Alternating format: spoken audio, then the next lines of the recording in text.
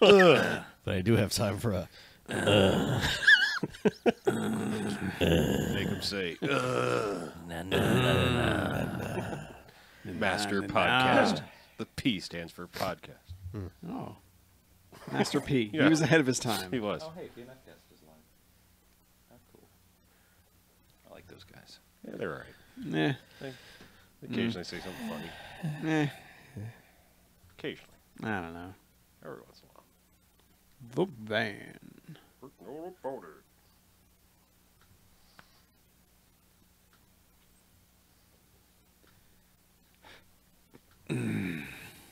The van. The van. The van. It's just a van on the run.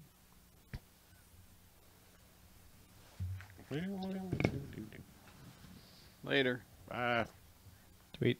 See ya. Tweet, tweet! Like a bird, motherfucker! Is it? Yes.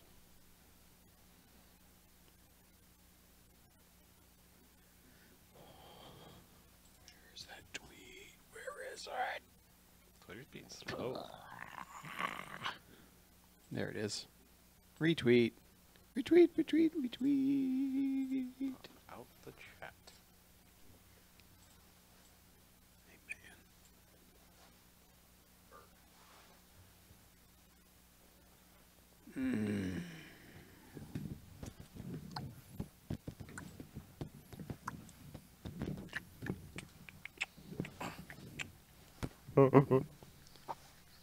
Van, van, van, van, van. Extra Bright I podcast. said a van, a vanny van.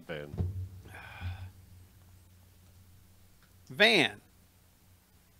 Boy, how I was in California in a van and not here in Florida where it's fucking cold. in a for some wildfire. reason. Yeah. At least fires are warm. You can warm yourself up on it. You'll be warm until you die. Yes.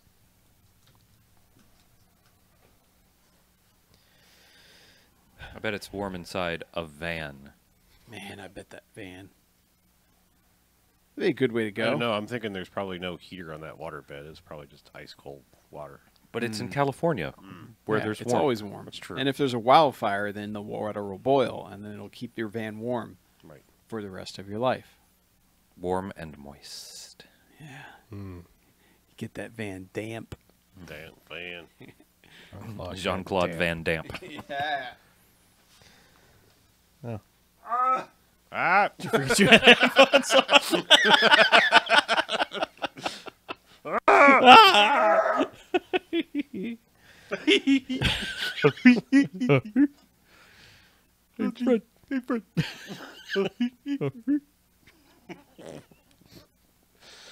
Ah! Fucking Flintstones movie.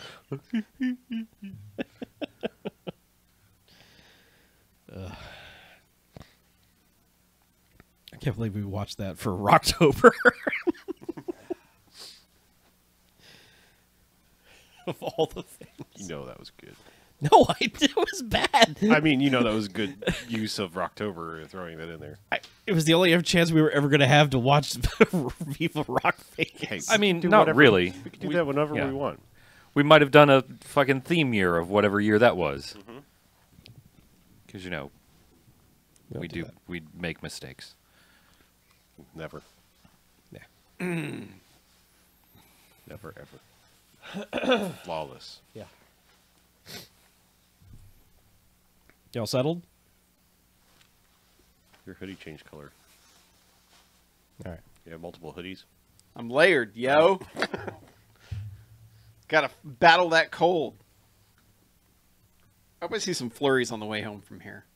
Problem is, all the rain is gone, so there won't be any snow. Yeah. It'll just be cold as fuck. Just take a spray bottle, shoot it up in the air. So that it falls down onto the ground? Yeah. Okay. Snow. Chuck, do you know how? No, you don't. No, never mind. Don't even know why I asked. What? Did you just have an entire conversation in your head? Yeah. Okay. Just making sure. Oh, man. Woo! So we got some vans to talk about. We got some golden jocks to talk about. That's why we're really here. Are we going to talk about anything else? Nope. Probably how he enters the room. Ha! Ha! Good one, Chuck. With that callback. Yes. Oh, good. The internet's already being fucky. Ha! Ha! Doesn't that happen basically every time you start live streaming? I mean, it was fine for a few minutes. Whoa, Chuck. Sorry. Slow down One too many. with your Whoa. refresh Refresh. with an E at the end. Refresh. I would make the attache joke, but I think we've done that a bunch of times now. Isn't Nope. that what- I- 4 times in the last 2 Yeah. weeks. Started editing them out of podcast. Oh, really? No. Oh, that's right. You don't edit anything. You just leave I edit. You just leave it raw. Like sex in this movie. Raw. We got real racist during the Bright podcast. I edited the shit out of that. You got racist? I'm kidding. Were you just making quotes from the movie, or? Yeah. No. I should listen to that one. I prefaced my somewhat questionable phrase. What? Where are we on the bright curve? On the it's trash. No, actually, it's good. No, it's trash. Where are we on that sine wave? Well, right with the now? official announcement of the sequel today, Nothing matters. it became a very loud "Why? That sucks. Fuck you, Netflix." Until they said Max Landis wasn't involved, and then suddenly everybody was on board. No, people were like, "It still sucks. Why?" Okay. So You 'Cause know it's- why? It's because 11 million people went and watched it. I know. Yeah, that's why Netflix does anything. Man.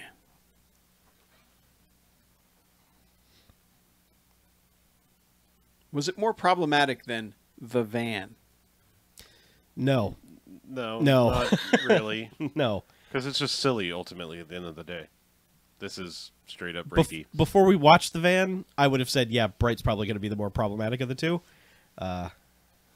No, The Van is You've worse. changed your tune. The Van has more problematic content. The van's just tone deaf. It's not really problematic, even. That's its problem. It's of its time. No, I meant bright. The van is not tone deaf. The van knows exactly what it is. Oh. It is of its tone. It's just not a good tone. Bright is of its time. Yes, sorry. This time. Right now. Like bright is just tone deaf.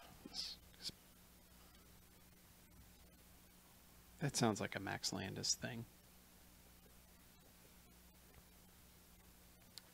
Well, David Ayer's going to write the next one himself, so. Did he write Suicide Squad? We did. But somebody else edited it all into crap, right? Was that what happened? That's the story. Is that The they guys made who him made do the trailer reshoots, yeah. basically re-edited the movie. To make it wacky. Still haven't seen that. You know what else David Ayer wrote? The Fast and the Furious. He did. He's one of like 3 or 4 other people, but Oh, Yeah. also SWAT. you mean the worst one? Are we going with the worst one? I think Fast and Furious is. I think the fourth one is the worst one. I don't know. First one's really bad. The fourth one is the first one's bad, but it's At least it's the got first memorable one is shit time in it. capsule. Yeah. Because the first one's like, remember this shitty culture? The fourth one is where you can see them trying to break out, but they just weren't there yet. So they do that weird physics-defying shit in that tunnel that goes forever. Yeah, I love the tunnel. The tunnel's great. Yeah. But like other than that, I could tell you anything that happens in the fourth one. The fourth one is just a blur. The opening scene's My great. shit's all turned around. Why is that? Fix your shit. I don't know. Was I really low? I don't know, yo. I can I hear you was now. just saying that was like way down. Way down. It was way down here. Way up here. That doesn't seem to make much difference at all. No, Nope. no. Okay. Oh. Oh. Oh.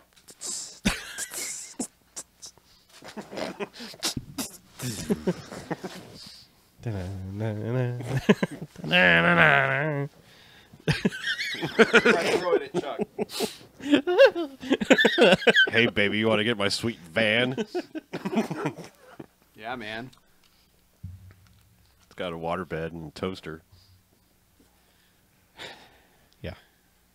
Toast. I appreciate that the toaster got use. It did, yeah. He made toast. thought he fucked it. He probably did that too. There's probably some fluids in there. Oh yeah, Toasty fluids. man. Yeah, that's the invention of the toaster strudel. Was that day? Ah, God damn it. Son of a bitch. Yeah, just killed Fucking Harley. killing me over here. yeah, Ugh. yeah, Man. yeah. Man, Get that image out of your head. I gotta tell you, Bobby couldn't make it till he went fun trucking. Fun trucking. Trun fucking the van.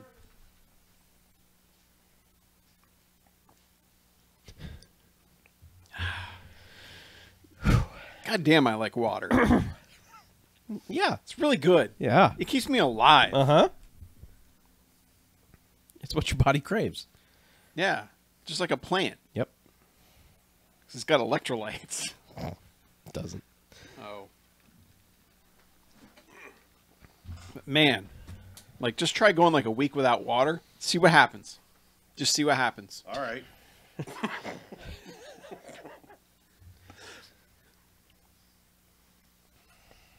Like in any form? Like, can I take a shower? No, No. no. All right. Just might- deny yourself water you might for drink a the week. water. Take the water challenge. Yeah. I bet you can't have any interaction with water for an entire week. If you're a true American and you love Trump, take the water challenge. Right. Yeah. Just prove them Puerto Ricans are a bunch of pussies. Complainy pants. Yeah. Oh man. BJ and I are not sick. That side of the table is sick. Yeah, sick. Dropping Hell yeah. rhymes and Don't shit. touch it. I don't don't want to get touch your Are you sick? Huh? No, know- I'm fine. I mean, I'm mostly fine. I know you mentioned that you were both He sniffling. is sick. I'm not sick anymore. Or are you sick, Chuck? I just have I like just- cough sinuses. left over. That's all. You have post-nasal drip? They're still sick, despite their protestations. Now I'm going to get sick. So, thank you. Hey, well, at least we don't podcast till next Wednesday. You can't catch sinuses. Oh, you say that now. This is what happens every time Florida has its stupid 40-degree temperature drop. When it goes from 80 to 40 in one day, my sinuses decide to just explode. Really? Yeah. So, I was just sick. So you should just But go I'm into a sauna. Mostly better now. Or A as sauna. as the Finlanders say, a sauna. The actual pronunciation. good tip. So throw some hot water on a rock, Uh-huh. sweat it out, Yeah. you'll feel better. Yeah. I feel fine. And then you take a cold shower after that. Mm-hmm. Your pores are like, yeah, this is the shit, yo. I'm all about my pores. You should take care of your pores. Yeah, with water. You only get one set. And then you die. One set so of pores. take care of your pores. I don't know. I'm going to get a pore transplant. You poor bastard. Yep. So should we do a podcast? Sure. About the van? Love to. Just centering myself. Harnessing my chi.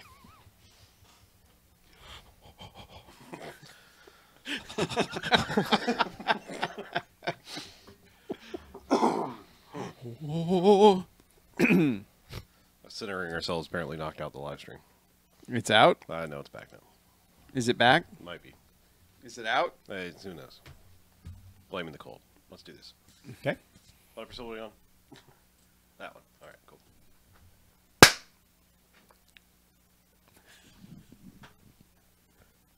All right, welcome to the BMFcast. Hey! BMFcast. Passed! Episode 407. Yeah! Yeah. Wow. It's my old area code. Yeah. W Disney. Damn right. So I'm Harlow. I'm Mackie. I'm BJ. I'm Chuck. And what we do each and every episode of this here at BMFcast is we go and we watch ourselves a quote-unquote bad movie, come in here and talk about it for the first half, and then we rate them. Good bad movies, enjoyable bad movies. They get 1 to 5 jocks, those are robot jocks. Robot Jocks. Yeah, Robot Jocks. Yeah. Oh, yeah. However, there are bad movies. This is stay away, they get a negative sliding scale. 1 to 5 bags, this is in the giant bags of trash in which they belong. Ugh. Just garbage. Throw them out. Yeah. Someone will come pick them up. So, hey guys, Hey. would you like Oh, to go hashtag hey riding guys. with us in this this thing we like to call Vanuary? Yes. Yes. Put me in your Vanuary. Okay. Vansploit me, All right. please. we start this the only way you can start Vanuary with 1977's The Van. Right. Ooh. The Van. 1977, a prime time for vans. Yes. Especially the van. Yeah. Yep. So let's get a quick plot summary for The Van. And Okay. we'll talk more about The Van. Bobby blows all his college savings on a van. I was trying to do it every time. A van. Okay. Bobby blows all his college savings on a van and tries to get the girl of his dreams. It's a wild time with Bobby and his friends. It is In such a wild time. So van. wild. I was a little disappointed this was not about Lee Van Cleef Yeah. or Van Halen Right? or Vincent Van Gogh Yep. or Martin Van Buren. Sure. Yeah, it should have been about Martin Van Buren. That would have been a pretty good movie.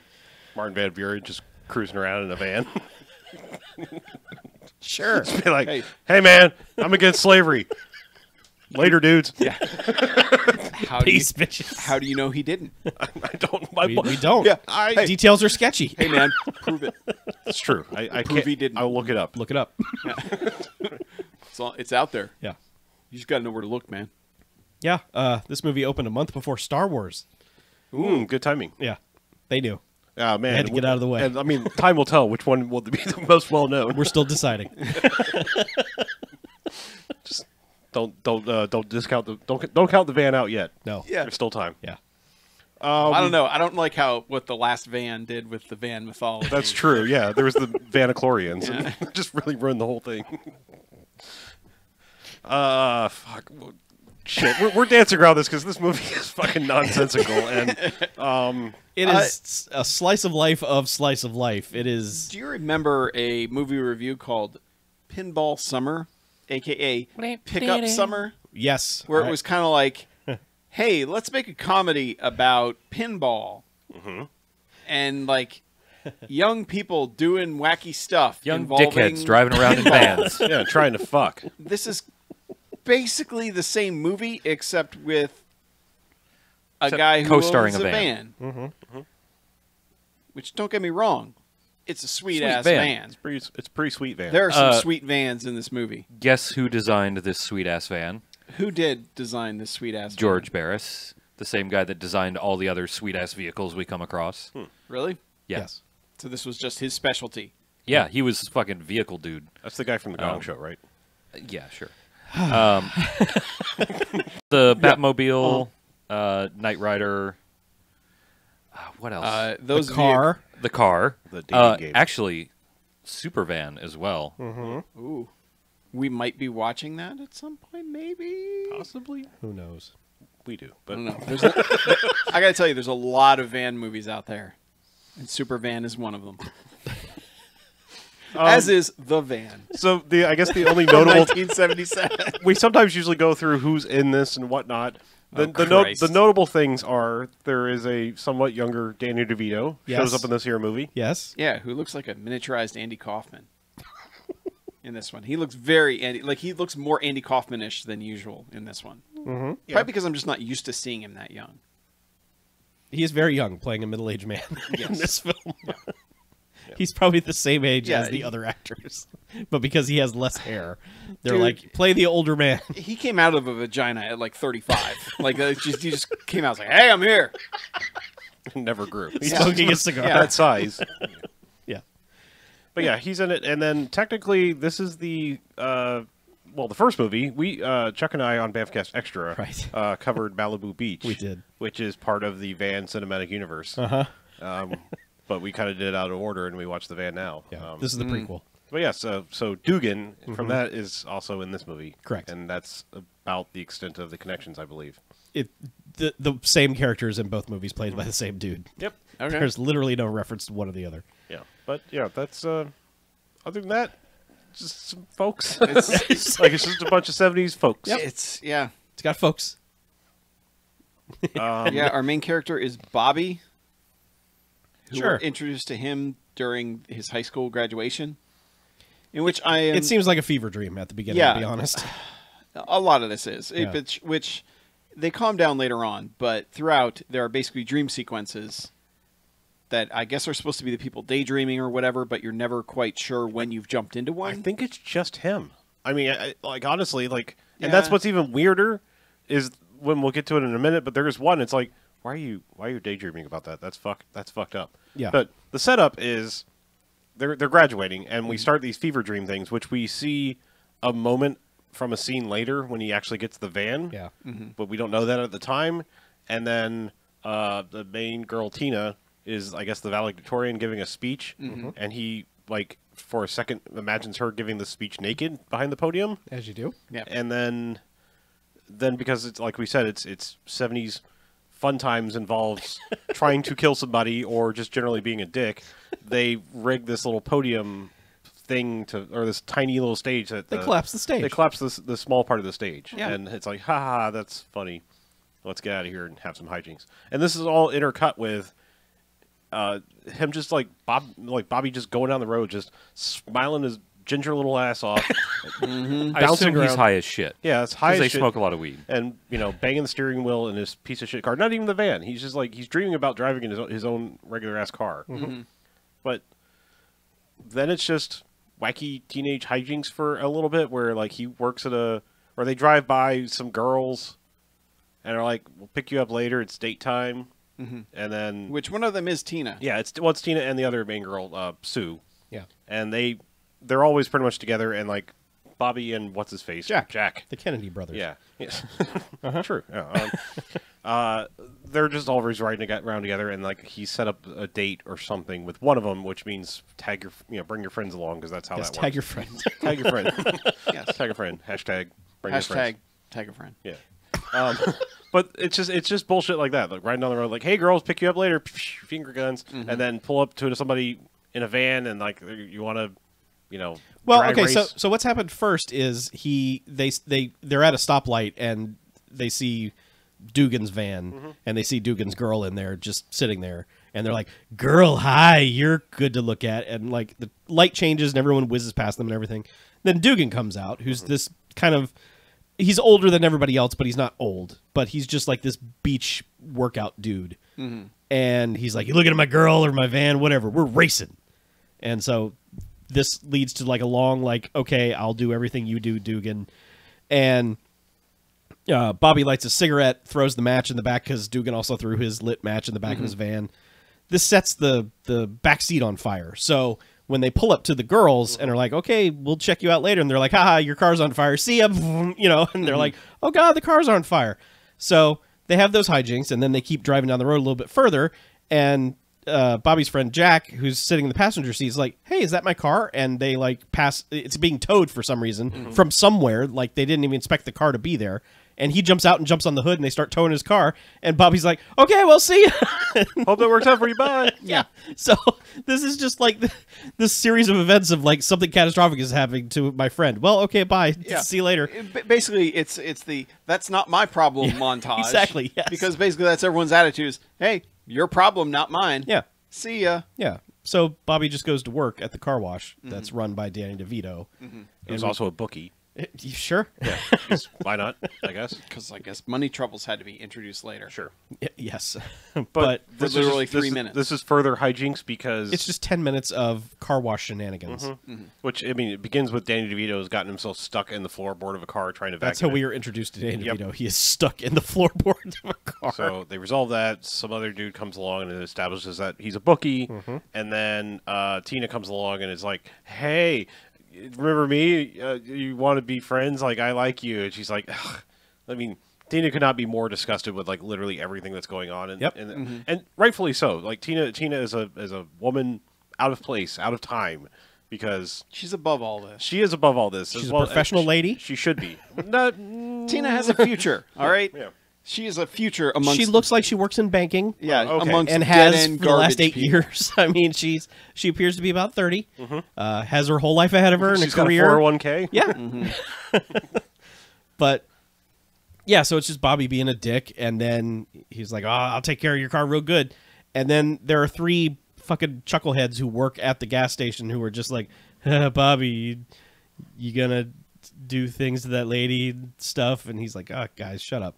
And so they drive her car into the his car into the car wash. Well, yeah, they do this because he said, "What if I told you I had a date with her?" Yeah, and they're like, "Shut up! No, you don't." Yeah. And they're like, "Okay, we'll show you." So they drive his car into the car wash without putting the top up. Yep. And they're like, "Hey, you're gonna have the cleanest seats in town." Woo! It seems like every car that's not a van in this is a convertible. Yeah. I think it is. Well, you gotta It's get California. Yeah. You got to get in and out. Yeah. It's just That's how you get the burgers? Yes. Oh, okay. I was not aware. that's how you get them. Oh, okay. Yeah. So his car goes through the car wash with the top down. While he is trying to stop it.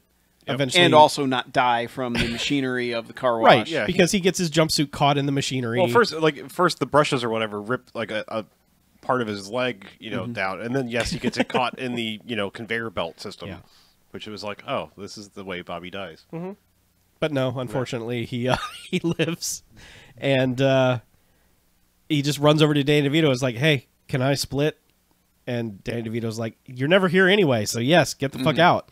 So he leaves and he drives over to the car dealership, and he walks in all squishy because he's still soaking wet, and he's just like, "Hey, Mr. Friendly, here, money from my van." Yeah, I mean, like you would think the plot of this movie, like the hill that one has to overcome, is getting the van. No. But no, he's already got the money situated. Yeah, he gets it right away. Yeah. Yeah, and he doesn't quite have enough. He's $200 short, and he just gives the dealership the check from his parents. Yeah.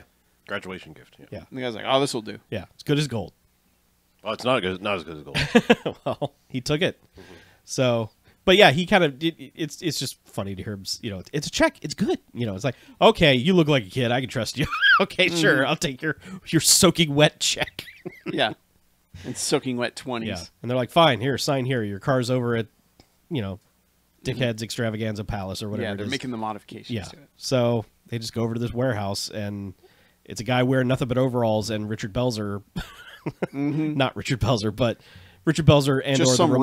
random dude smoking. Yeah. And looking in the back, Yeah, wearing just- sunglasses the whole time. But Like, he's man, just giving him sweet a ride. tour of his fantastic Well, contraption van. Or Let's note that conversion Bobby van. slips on a banana peel walking in.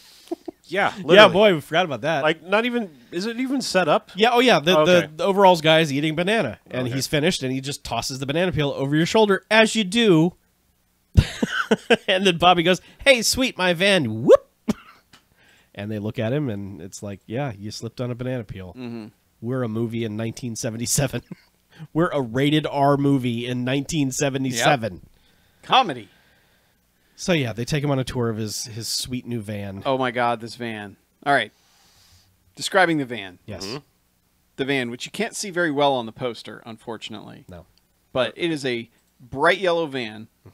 It says straight arrow is written on the sides, and it has arrows going back. Like there's a gray one, a red one, and a blue one. Yep. And they all kind of spin off. There's also a large circular window, like 3 foot by 3 foot porthole circular on window. each Yeah, side. it's giant. Just Yeah. one side. It's just one side? Yep. Yeah, the other side had. The other side is a giant gray dot. Oh, that's Yeah. right. Okay. Yeah. And it's got curtains because on the inside, it is basically coated in like white shag carpet everywhere. Oh, yeah. And it's a goddamn waterbed. It's the Yep. entire back. Well, not the entire back, because there's also a kitchenette. Yeah. Yes. This is an extended van. This is not a normal size cargo van. This is a big ass van.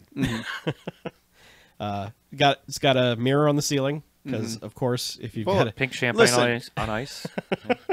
If you're going to fuck in a van, you might as well have a mirror on the top of the van. yeah, it also You has mentioned the waterbed. We got Yeah, the waterbed. waterbed. toaster. A toaster. It does have a toaster. A Closet. CB radio. A refrigerator. refrigerator. Yep, refrigerator. Cup holder. Well, yes, you need to have cup Eight holders. tracks. I think it was described as a beverage console. Yes. Like it Yeah. was for multiple drinks. Yeah. Beverage rack, maybe? Rack, maybe. Yeah. Yeah. Yeah. He's captain track. seating. But this Captain guy, seat. Yep, and this guy is lovingly describing everything. And Oh, mag wheels and Four mirror of them. mag mirror covers, which I guess was a thing. Yeah. Fancy fog lights. Everything. Big which Casey they also lights. show them putting together some of this. Like they put the yellow covers over the mirrors. Yeah. So they look more sweet. Yeah. The stuff over the fog light, all that. But yes, it is a sweet fucking van Yep. with a spoiler in the back too. Yes. And he just drives it out. He's just Yeah. like, see ya. brr." And then he just drives around for fucking ever. Yeah. just like just cruising in the van. just like, man. hey, check out my van. Dude, he's living that van life. And there's this other random vanner who's not what's his face, Dugan. Yeah, There's no. this Yeah. other like kind of Green long van. hair guy, Just green van man. and he like at several points acts like Jason he's Mewes. going to like drag race Bobby in Yeah. the van, but then Well, it's unspoken. If you pull up to another van, it's time to race. right. But it was the looks that they give each other don't suggest that we're about to drag race. It's about like it kind of looks at like your van or mine. Yeah. It's hey, you want to fuck in the back I of mean, your van? and the soundtrack to this movie isn't helping. Nope. Because it's all like soft, like sort of Simon and Garfunkel wannabe with banjos and shit. yeah. It's about 3 songs repeated over and over and over again. Yeah, and it's like she fell in love with me in the back of my Chevy van. Right. Which is really funny that they use this Chevy van song because it's a Dodge. Yep. But yeah, so this first race doesn't happen. The green van takes off, and Bobby's just like, see He ya. just laughs, and I think the best part about it, the whole thing is this entire like showing off the van montage is when he drives out of the dealership. He is like head out the window like a dog. Oh, yeah. just fist pumping the sky like he is. Yeah. He is so excited to have this van. He just bought freedom. He Yes. did. Yeah. Yeah. He just graduated high school and bought the sweetest van with a fucking waterbed in the back. It's true. You'll never be homeless as long as you have this van. Yeah. Yeah. He just bought the van life. He did. He did. He did. Got the Well, he's tattoo rent- across his he's chest renting it, and his though. stomach and everything. He's renting the van life because that was a down Oh. payment and he has to make payments. So Yeah. Yeah. yeah. But But he's not quite living it yet. Yeah. he ultimately like when he kind of done cruising around and go almost drag racing with people, but just kind of like, hey, look at my sweet van. Mm-hmm. He goes to the local pizza parlor / bar / where everybody hangs out in Well, this town. okay. He's taking the car home. Oh, yeah. that's right. He, That's he right. shows yes. his mom first. Yeah, the mom comes out and is like, sweet van, let me get in the back. And she's like, wee. She's really impressed with his van. Yeah, and then the dad drives up like right behind and is like, what the fuck is this? And she's like, it's a van, honey. And- you sit in it. And this is the weirdest part, like, because Yeah. we established that it seems to be all these Flights of Fancy dream sequence little flashes are coming from Bobby. Yes. However, he envisions his parents in the back about to get down in the van. I think that was his mom's flashback. Yeah, I think the That's family. what I felt think it the was. family is capable of these Okay. flights of fancy. Oh, It is their superpower. So it's like Flights of Fancy. It's different than Orphan Vision. Yes. Like you have to become an orphan to like have Yeah, no, like this- detective vision. But This family just has the sight. oh, okay. they got the van shine. Yes, they got the shine, so they can just whatever they want to see, they see it. Okay. Fair enough. Yeah. I'll go with that because it's a lot less creepy than him imagining is like, hey, my parents could fuck in the back of this van. Yeah, Really? especially Bobby? because they're all like in the vision, like dressed up for a fancy date. Oh, yeah. And the dad's got like an ascot on, Yeah. and he's. It's like, oh my darling. Yeah. Yeah, but he also drives by the car wash, and is like, hey, check out my van. Hey, guess what? I brought you guys beers. You want some beers? Yeah. I totally got you some beers. Hang on, I'll go get them. And then he pours a bunch of castor oil in the beers and gives them to the guys, and they're all like, sweet, man, thanks for the beer. Sorry we were a dick. Yeah. Also locks the bathroom door. Yeah. And then gives it. Throws away the key. Yeah, throws away the key and gives it to. He thinks he's just giving it to the 3 assholes, but then Danny DeVito shows up too. It's like, hey, I'm enjoying some of your beer. Yeah, you want some? He's like, ew, this beer tastes weird. What is it? He's like, just beer. He's like, oh, okay, good. And they drink the beer for like 2 seconds, and then they're like, oh, God. And then they all run to the bathroom. They can't get in. Danny DeVito Headbutts the door. bulls his way into there, and then all 4 of them attempt to use the toilet at once Yeah. on top of each other. It was a poop stack. If you line up properly, you can just shit simultaneously. I think that's incorrect. Really? Oh, it's like those Russian pooping dolls. You Yeah, just- it is. No, I don't think there's such a thing as a poop stack. Well, you just haven't tried. Man. you got to broaden your horizons, BJ. yeah. You know, I have better things to do with my time than try to poop simultaneously with 3 other people. back and forth forever. Yeah. Seriously, man. It's not like you got to look everyone in the eye while you're doing it. Yeah. Ideally, no. Yeah. I mean, so what? You're looking at another man's back while you're shitting. It's fine. Yeah, totally normal. You might be tattooed. You have something to read. Yeah, if it's Dugan, you're good to go because he's got all. Yeah. All them tats. All them van life tats. Yeah.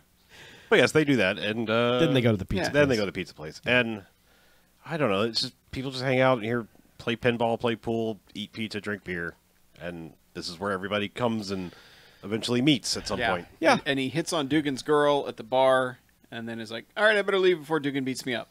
While Dugan is trying to get Green Van guy to race him for $100, and then basically accosts him and laughs in his face about it because he thinks it's a lot of money, and Yeah. Dugan's just a shit. Yeah. He's a Really, shit. everyone's kind of a shit. And also, Green Van guy's Green Van has gotten hit by the incompetent police. Oh that yeah, show because up they tried to drag 5 race times. again, and this time Bobby agreed to drag race, but then the Green Van guy crashed into a police car. Which there's 2 bumbling cops, one fat one and one skinny one, and the skinny one is always eating, and it becomes increasingly, comedic things that he's eating. The first time he's eating an ice cream cone, and he licks it and goes, "This is delicious. Do you want some?" Like, don't offer anyone else your ice cream cone, especially your fat old cop partner, Why not? because just I don't. mean, if you can't share an ice cream cone with somebody, how are you ever going to do a poop stack? Yeah. I mean, come on. Sage advice. You're right. I never thought of See? it that way. See, he's won you over with superior logic. It's all about that soft serve. The ice cream. Oh, The ice cream. You don't want that with the poop stack. yeah.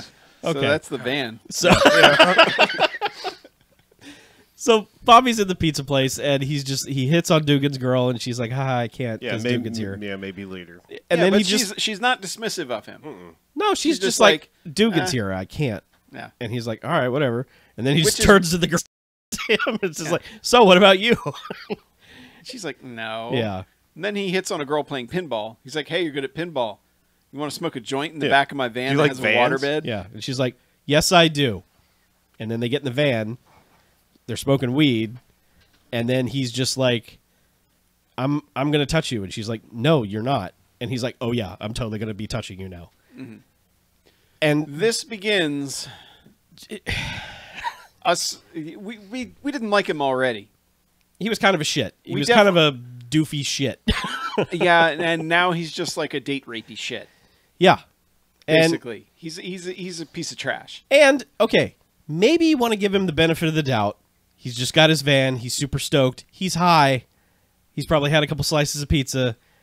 He's feeling pretty Don't good. you dare blame the pizza. I'm not, but I'm just saying, you would think maybe just actions got away from him, and he got a little too handsy, and you want to think it's a one-off. But it's not. This No. establishes his character, and his character is a fucking rapey piece Yeah, of shit. his character is the second a woman shows like reciprocates any interest whatsoever. That means honk honk time. Right. Let's grab some boobs. Right. To which they always go, "Ew, no, you're gross. Yeah. I'm just here for the van." And so she eventually escapes his clutches because Yeah. he is super forceful with her. Well, he like steals. I don't know if he steals the pads out of her bra. Oh, or that's what yeah. It was. yes. But He got her falsies out, and she runs away, and he's like, "But don't you want these?" He yeah. goes And then back, immediately goes back in. goes back in, and within seconds walks out with another one. Yep. And they get in the van, and she's just immediately just like, "Okay, check out my tits," and he's like, "Yeah, all right, this is how it's supposed to work." And she's like, "No, honey, you have to pay me." And Well, he's like, "What? Okay, I'll just go back in and bring out a flapper. yeah, It's the very next girl. foot tall flapper." It's really bizarre. Like, And she also gets naked right away, and he's like fumbling under the blankets doing something, and then all of a sudden a pimp opens the back of the van. And gets $10 from him. Yes, Man, inflation. I tell you what. yeah. I mean, if there's one thing you want to say, the '70s were all right for cheap Yes. hookers. Yes. $10 for the Yeah. I mean, $10 for a flapper hooker. That's value. yes, true. It's true value. Yes. So yeah, eventually.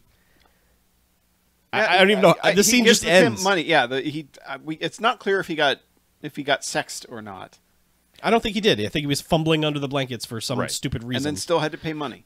yeah. So whatever. so then is it date time? Like he gets grabbed and is like, "Let's go on this date." Yeah, I Take think your his van. buddy's like, I want to go on Well, this date. He picks up a girl at some other place first. Is it when he goes to the drive-through? Yeah. Yeah. Like he goes up to it's like the I don't even know if it's a restaurant or whatever. It's and just he's like, it's just a Sonic place. It's yeah. He's like, hey, yeah. I got a van. It's got a waterbed in the back. It's like she's looks like you're not busy, Yeah. She's like, oh yeah. Yeah, you want to I smoke a guess- joint? and she's like, I don't have time for a joint, but I do have time for a quickie. and for some reason he's confronted with acceptance, and he's just like, yeah, all right, I guess we could. No, he gets excited at first. At first, Yeah. and then she walks outside, and the way this movie She treats has- it, this girl is not fat by No, any means, but no. the movie treats it like, oh She is an average girl. yes, She is a modern average person. yes, She's got a big butt and a smile. Sure. And he's just like, way I like it. I don't know about this. Can't trust that. And then it's just, Don't care. she is just like, seriously, I only have time for a quickie. We're having sex now. And he's just like, no. yeah. What? Well, he climbs in the back and naked, Yeah. and then she just pounces on him. Yeah. And then it's wacky zoomed up footage of her like thrashing around on top of him, and And then apparently they popped the waterbed. Yes. Because she's so fat. I guess. Where I mean, she's- they really don't even. I mean, That's With- the implication. well, They're the like, implication- oh, look at how fat she is. the implication is by like they don't quite do the boom noise when they show her, but it's Well, like no. But I mean, it's like the way the camera is like, look, Yeah. and then They zoom in on her butt. Yeah. but then like it's almost the way he plays it off is like that she was so rough. That's what popped the waterbed. But I don't know. yeah, I don't know. it's I'm giving it slight benefit of the doubt, but it's not really. It's no, the way they film it, the intention is clear, and it's just fuck off movie. You know, I mean, for real. Yeah. For real. and then he and whatever Jack are like hosing down the van and refilling the waterbed. Well, They're refilling the water. He was like doing listen, something too. No, trust me, they had to hose down the back of that van. Yeah. They were All right. hosing down the van, and he was They filling broke up a the waterbed. waterbed. Well, he has had 4 women back there in the span of 12 hours. Yeah, 2 of which are sex workers. Yes. And a lot of weed, some toast. I haven't There had hasn't toast been yet. any mean, toast yeah, yet. no, He's had this van like 24 hours. It has to smell like ass. It has to smell so fucking bad. It has Probably to be just, smells like ass, cash, and grass. yes, all of the requirements for a ride. Yes. Yeah. Yes. So Jack is like, come on, you got to help me out here. I need to go out with my girl, so you have to occupy this other girl. And he's just like, I don't like her. And the other girl's like, I don't like him. And they're like, great, we got to get you two together. This will be so good for the both of you. You hate each other. This is fantastic. Their way of getting together with them is it's night, and he goes, "Hey, that's them driving. Yeah. Chase them." Menacingly. Chase him in this van that they don't even know is yours. Yeah. Hey, meh, meh. Yeah, and so they're and the one girl realize the one who likes the other friend. Yeah. is like, "Oh, hey, Jack and it's Sue. them," and she's like, "Well, they're crazy," Yeah. and just guns it. And so now we have a high-speed chase where eventually they get on the wrong side of the road, pull up next to them, like, "Hey, ladies, check out the van," and Tina is having none of this. She's No. like, "Oh, you rapscallions." Right. She's She's an old-fashioned type. I have to be at the bank in the Yeah. morning. Leave me Yeah, alone. you scallywags. Yeah. This And eventually they almost get hit head-on, so they have to swerve to get behind them, and then they're like, you guys are crazy. Well, why don't you pull over so we have to stop trying to kill you or Yeah. kill ourselves? Oh, okay. good point. yeah. So friend goes and talks to the girl that's interested in him. And then they it comes eventually back. drive off. Yeah, and then, well, it comes back and is like, "Hey, man, you got to go talk to Tina." Yeah. You know, like, hey. Well, they send And- Tina back to the van. Yeah, and for once, like, Bobby is reading the signals that Tina wants nothing to do with him. Yeah. He's like, no, that's not going to. She hates me. I'm not going to do this. Well, he reads the signals for, like the entire time she's in the van, and then the plan is so Jack and Sue take off in that little MG or whatever the hell they With have. Jack driving her car. Yeah. Yeah. Driving no, not even Sue's car. Tina's car. Tina's car. Yeah. He's just takes like, her all right, car. I'm just going to drive your car now. Yeah. So Tina and Bobby are in the van, and they're like, "Hey, we're gonna go do something, but we'll meet up at the beach later." Okay, bye. And then cut to the beach where they've got this roaring fighter in the center of the picture. Well, because she's explained, she has said, we don't know where they're going. You know, I'm supposed to be staying the night at her house. If I go straight home, my parents will think something's up, which doesn't make any sense. You just went home. Yeah, just I didn't feel very good. Bye. Yeah. Good night. So he's like, well, you could sleep in my van. And she's like, oh, all right, thanks. And so they go to the beach, and there's a giant bonfire where she is constantly trying to get away from him. And he's just like, what if I kiss you now? And she's like, ew, no. And she, Yeah, it's like a bonfire with seating for like 20 people around. yeah, it's huge, but So it's she just them. skips like 6 seats and sits down, and he comes up right next to her again. It's like, hey, what about now? And she's Yeah. like, no, please go away. Yeah, what about this honk honk? No, gross.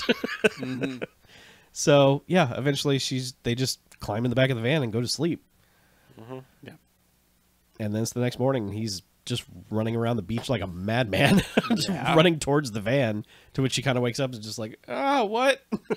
Oh, we're at the beach. Did Right. he go out for a morning run? Yeah, I Is think he the so. kind of guy that runs? No. I don't No, think so. I No. just no. He probably slipped away to take care of some business. Yeah, probably couldn't do it in the back of the van. Yeah. Then came back, because then she's like, I got to go. And she didn't say where she was going or anything. He's just like, you forgot something, and Yeah. tosses her toilet paper. And she's like, oh, thanks for being so subtle and nice about this. But at least they used the toaster Yeah. and made Yeah, some breakfast. made They some, did make made some- some breakfast. And then- while she's gone is when Jack and Sue show up, and Bobby sees him coming, and so he shuts the doors of the van, pops in an 8-track tape, and just starts rocking the van. The 8-track tape is just fucking sex noises. It's an 8-track of sex noises.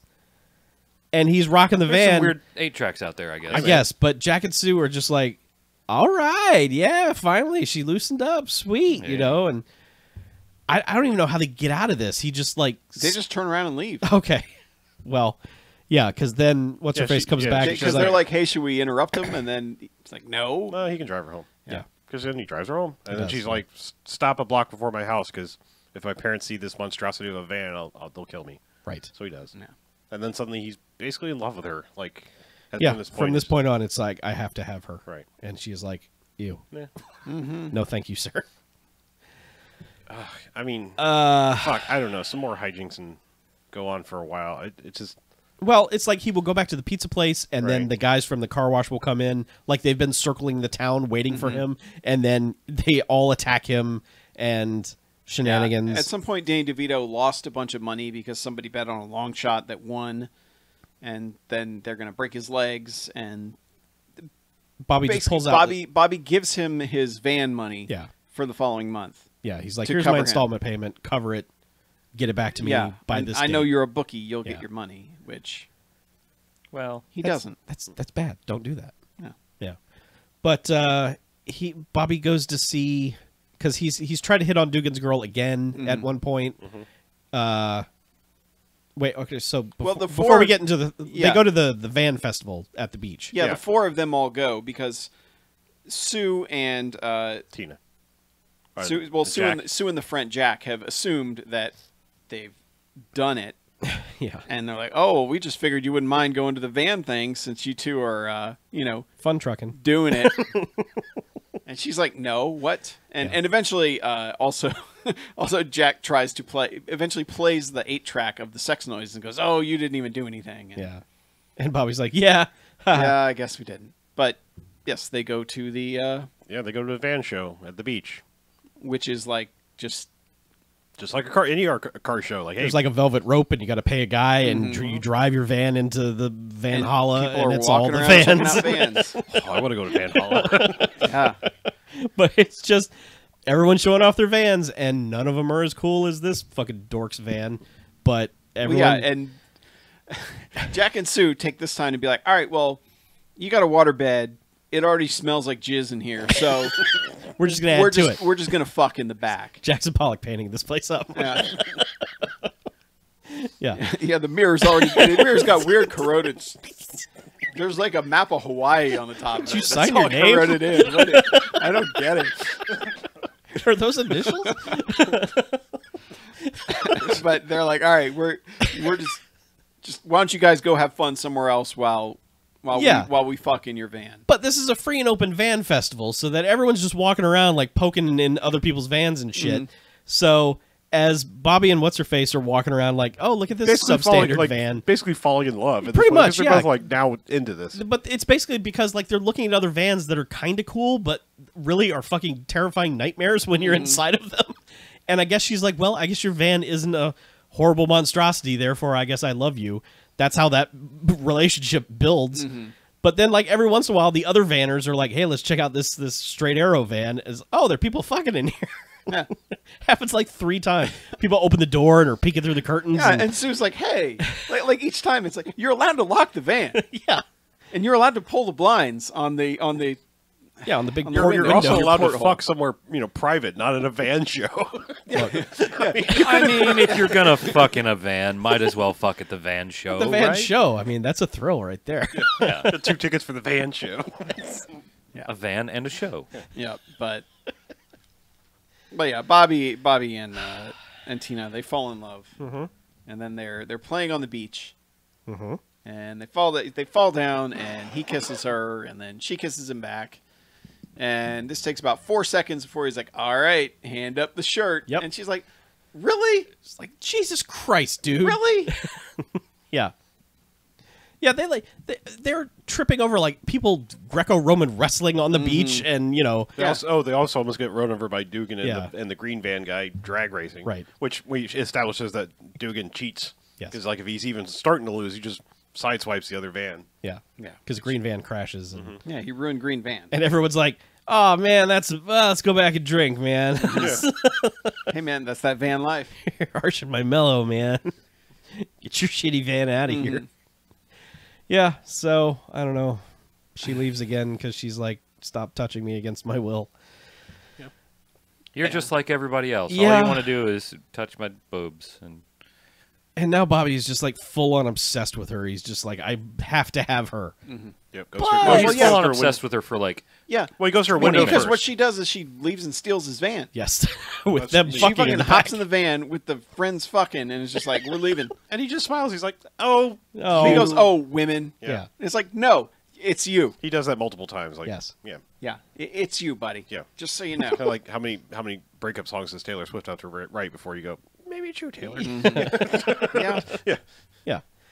But eventually, like, he gets over to her house, and the van's parked in her driveway, because of course it is. And is this when he knocks on her window? No, Yes. I thought he did that in like the middle of the night. Like, didn't he? Yeah, he went another time. Okay. Like, I think the van was actually at his house. Because I think he went and knocked on her window, and she was like, I've told you I don't want to talk to you. Get out of here. Yeah. So he does, Yeah. and that's when he goes to see Dugan's girl. Right. Yeah, and he gets liquored up. And Yeah. he is wearing a shirt it has a sweet van on it, and it says van stuff. It does. I want that fucking Van shirt stuff. bad. Van So bad. I want that shirt. I Yes. kind of like the other one better that says, if you're not a vanner, you ain't shit. Yeah. Did it say you ate shit on the bottom? Yes. It did. I was just assuming that's what It was like said. a van family crest. it just, if you van- ain't a vanner, you ain't shit. No. I want the van stuff shirt. Just anything stuff. Yeah. It's inherently funny. I just like that it implies that like it could be anything van related. Like Hey, man. literally anything. Hey, is man, what are you into? Van Van stuff. stuff. Like kidnapping kids. But I mean, No van stuff. But I mean, his whole life It's is like- fucking overkill at this point, because he's got like Van magazine on his beverage rack, and Yeah. he's got fucking Van sex noises on the He is- 8-track, He is living the van life. and every shirt he owns is some Van logo, Van slogan. Vans Yes. were the Harleys of the 70s. If you buy a Harley, you have to buy Harley everything. I guess so. You just If you get buy the a whole van, catalog. Yeah. you need van everything. Okay.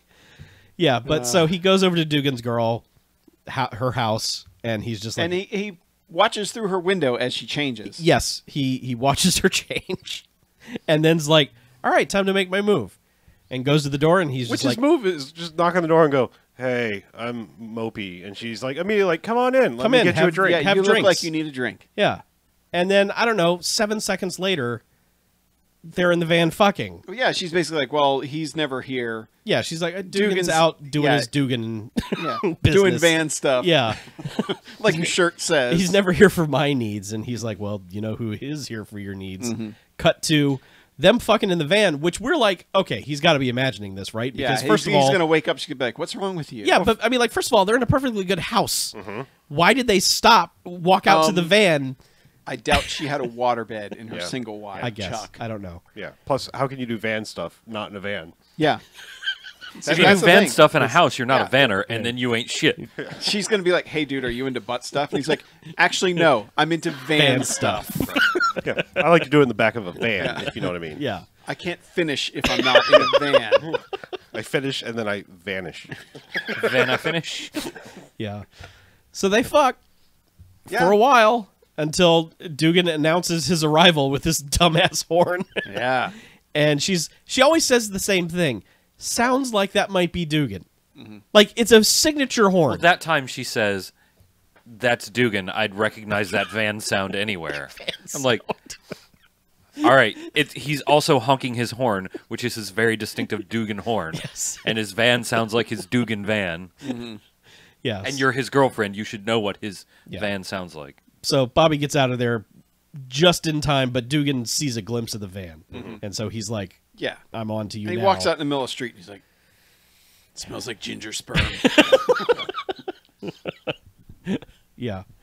So they go back to the pizza place, I guess, again.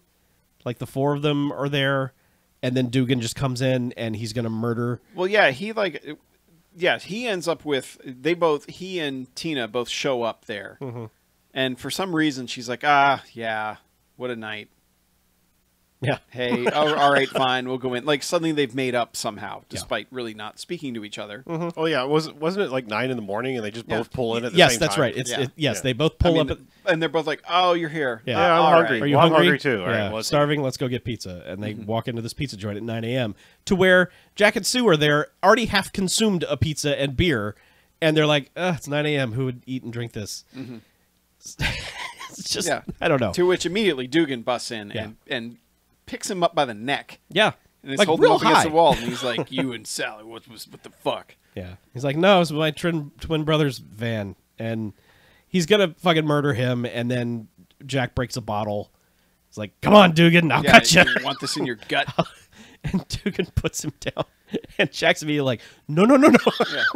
And Dugan proceeds to start beating the fuck out of Jack. To which Bobby goes, "Well, see you later, pal," and takes Yeah. him. Again, not my problem, I guess. Yeah. Sorry, friendo, I gotta go. Yeah, and to this, Tina's like, "Oh, so you slept with her?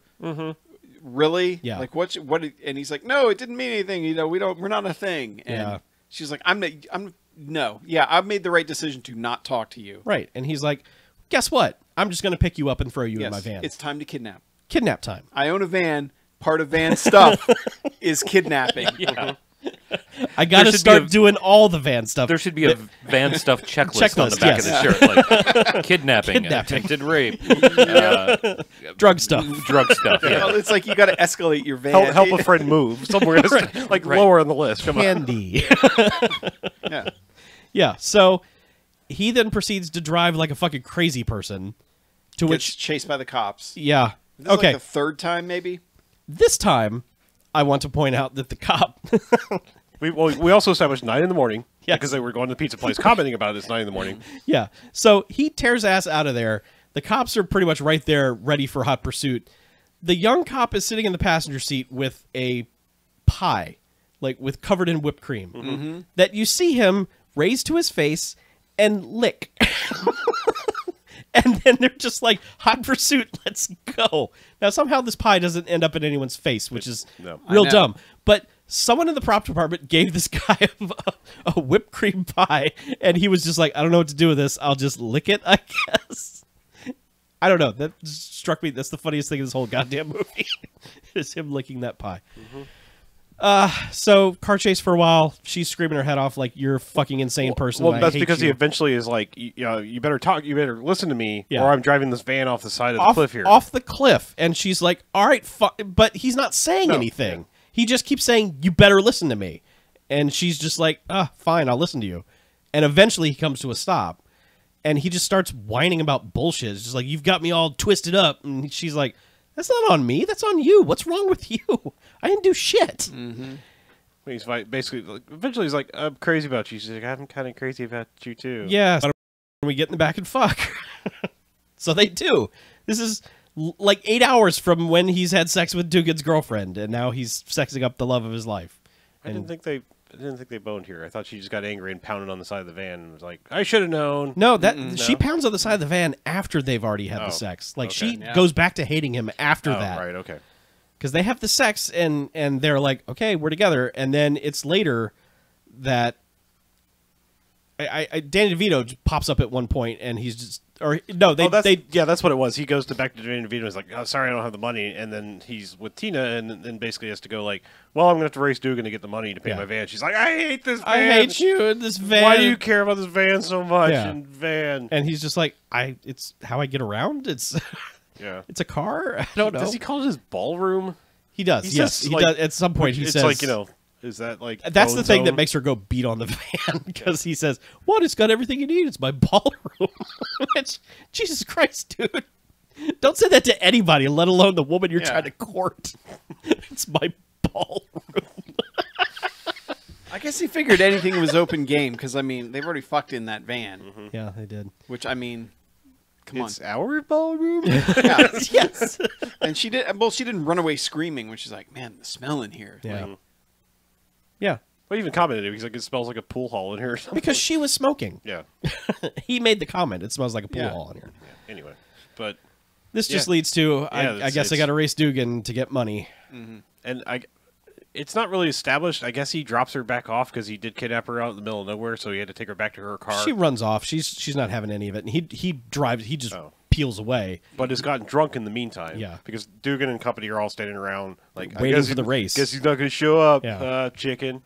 And then Right. he comes peeling through, like basically blows past the entire like start of the thing. Just kind of side swipes onto the side of the road, and then gets out like, "Hey, are we going to do this?" I'm so wasted. yeah. Jack comes over and is like, "Yeah, man, you're bombed." And he's like, "Yeah, Let's race. this is race." So, yeah, it's just he gets into a confrontation with Dugan, and Dugan. Well, because he's taunting him through the passenger window as they're waiting for the race to start, and he's like, "Oh yeah, by the way, fucked your girlfriend last night." He's like, "You son of a bitch!" Rolls out the window, He's locks like, the door. He's like, "You're- "Get out of here!" And again, he's like, "Dugan, you're just a turd," and that's the final fucking straw. Because Dugan's like, "Dugan is not a turd." no one calls Dugan a turd. Dugan's he goes third person. He's Dugan not a turd. No, He keeps saying no, He no.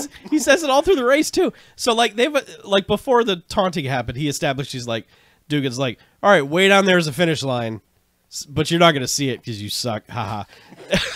So then the taunting starts, and he just gets in his his super van, and he's just like, "See ya," and he just kind of peels off, and everyone's like, "Wait, did the race start?" So like that's when Dugan goes tearing off after him, and apparently they go somewhere else to start.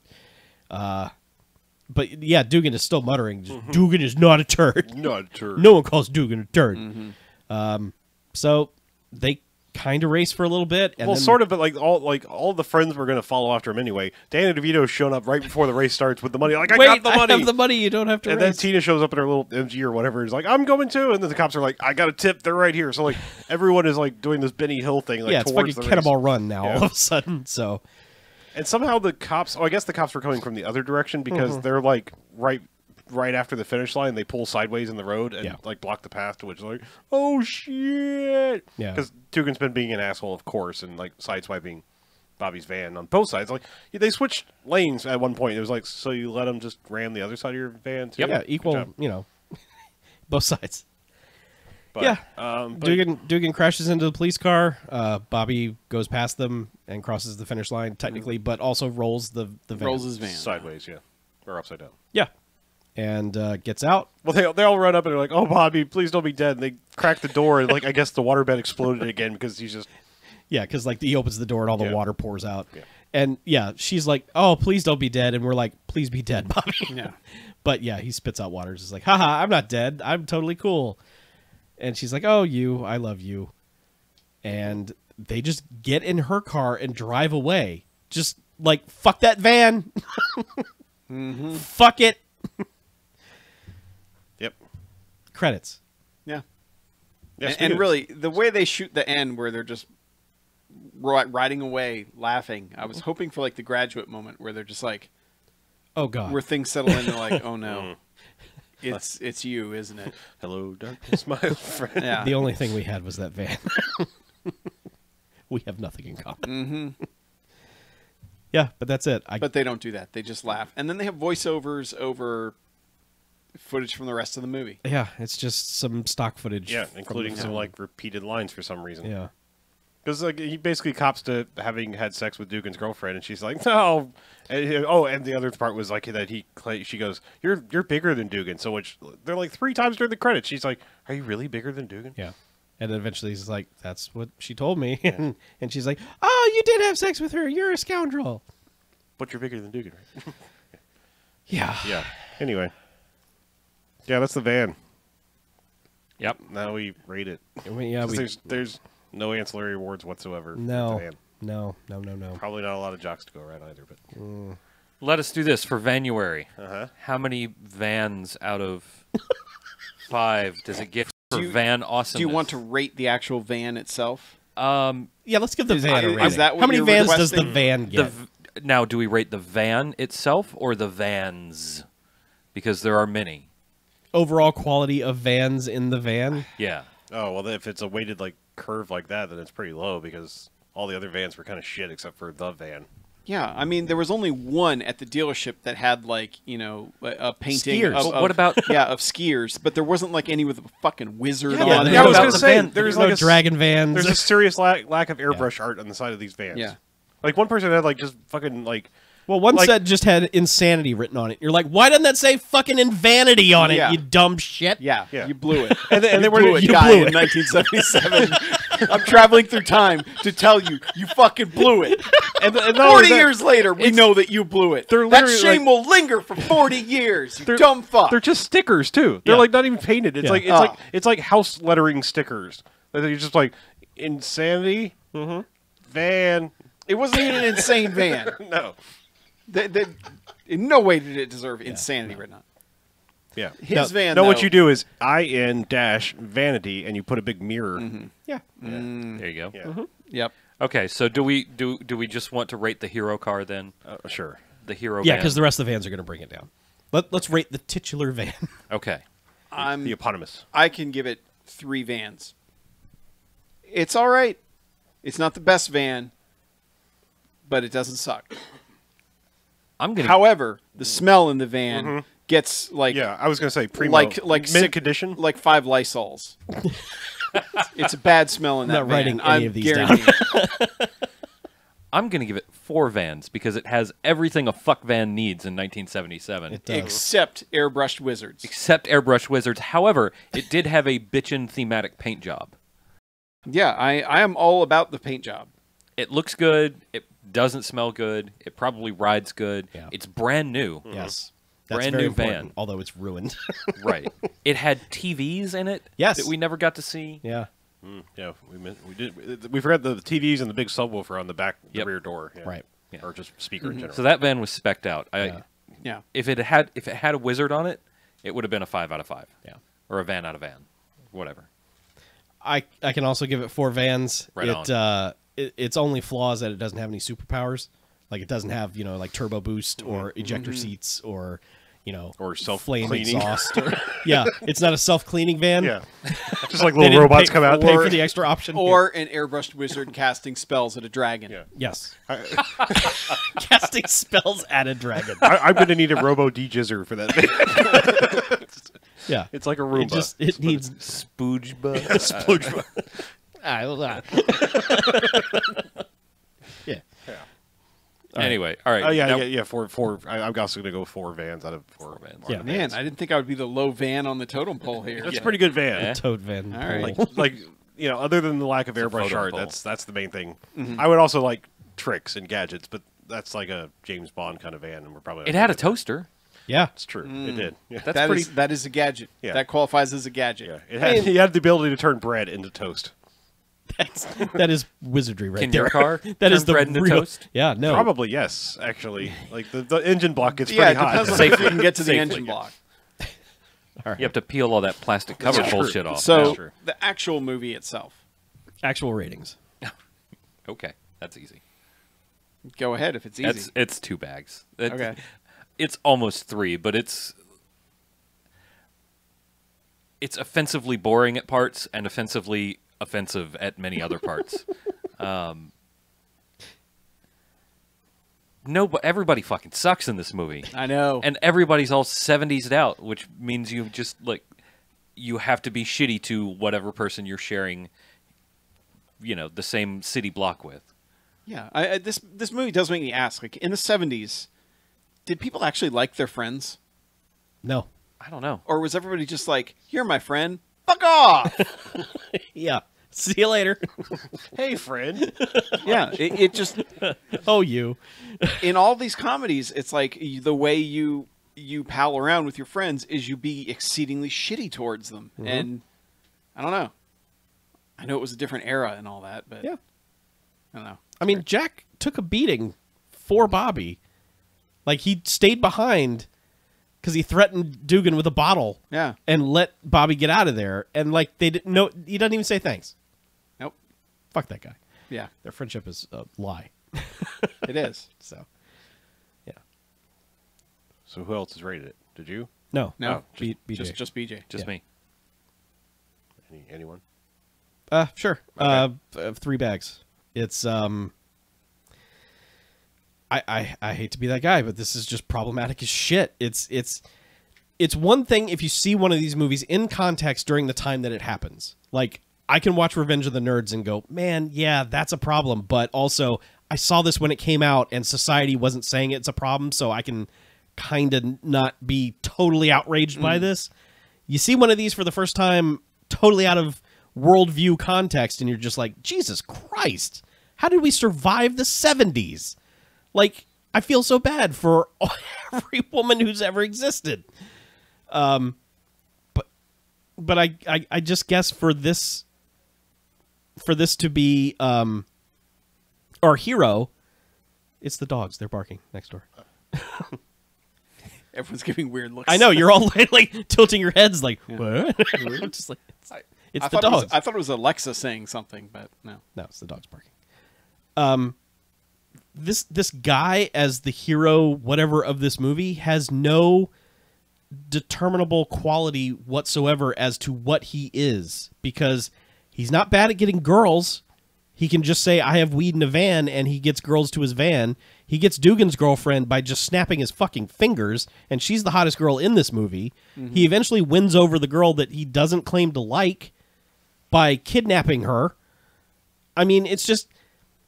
He's not afraid of Dugan. He will tell Dugan to his face to fuck off. It's just... Yeah, there's no... And it's weird, too, in that this movie was written by a man and a woman. Mm-hmm. That seems odd. And you kind of get some of that because of the way the women react to him. Mm-hmm. But then you have scenes like where Dugan's girlfriend's just like, oh, come on in, here's a beer. All right, let's have sex. Right. But, I mean, how many scenes were there where Bobby does something borderline criminal to that lady, she runs away in a huff, and the last shot of the scene is him looking off in the distance going, women. Like, no, not women, you! Yeah. You're a piece of shit! Yeah. So, yeah, 3 bags. Not good.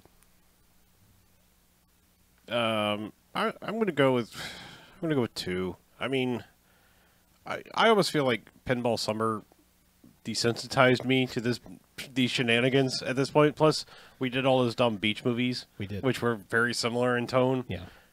Malibu Beach is better than this. Well, it is, but I mean, it's just... And Pinball Summer has that joke in it that fucking killed all of us, where the old 100-year-old man has the weights in the background over, just comically large, dumb weights over his head. True. I don't know. It's just...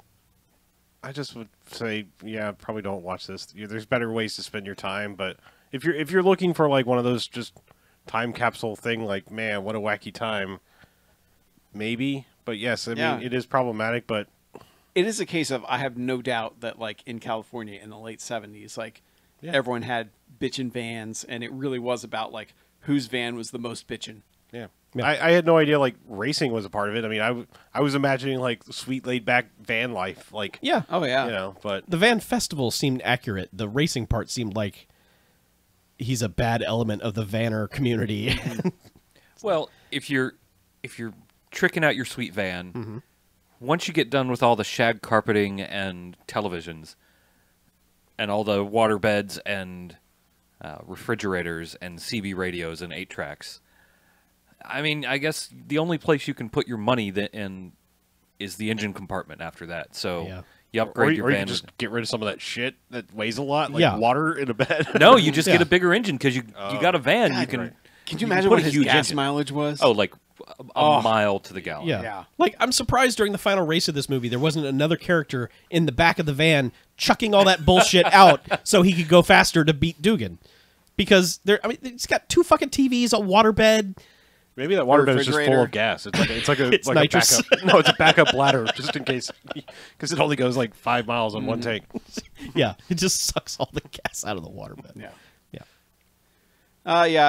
I have to echo the 2 bags. It'd probably be worse, but all his van T-shirts I appreciated far too much. Those are pretty good. I would wear some of those right now today. Right now. And does this get a Stargrove? No, because it was a Chevy van. Okay. Yeah. It's not wrong. describing a Dodge Incorrect. van. Okay. Yeah. So it is a van about If- falling in love and living that van life and Yeah. doing van stuff. Yeah, if It that does not count as a Stargrove. No, because because if the Stargrove song had been saying Stamos, it would have been like, it's inaccurate. That is so Okay. yeah. Just making sure. Good to check. Yeah. So despite being in the pocket of big van, we're still all giving this bags. Yeah. Yeah. Fan stuff. Sorry, the van. Yeah. Yeah. Oh well. If you stick around for the second half, we're doing Golden Jacks. Hooray! Yeah, that's a good time. our Yeah. favorite movies But- of 2017. But first, a quick break. Correct. Van, you dig it? Ears. Having a hard time finding the van life shirt. Or van stuff shirt. Van stuff. can find. There is a shirt that says, "If you ain't a vanner, you ain't shit," but it's not the same one. I don't think. Van ball summer. Van stuff.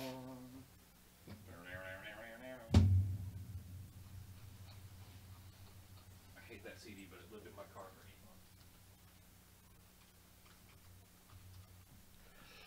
months. Fucking Van Halen and Vans or tennis shoes or whatever the fuck you want to, like, they're fucking up my shirt searching. There's going to be one Etsy person who is Recreated it. yeah. There's Yeah. always like some I always find like and they've only made 2 of them and they sold out in 2009, That was but the pretty- images survive. That was pretty good. Yeah. Fantastic.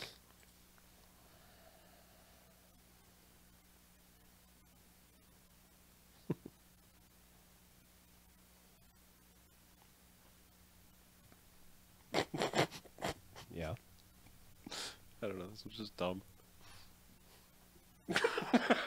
What is it? Yeah, it's pretty dumb. I don't know. All right, fucking. Monitor on I'm over there. turning on the monitor just so I can see it. Where's the power switch on? There it is. Behind my aliens and gremlins boxes.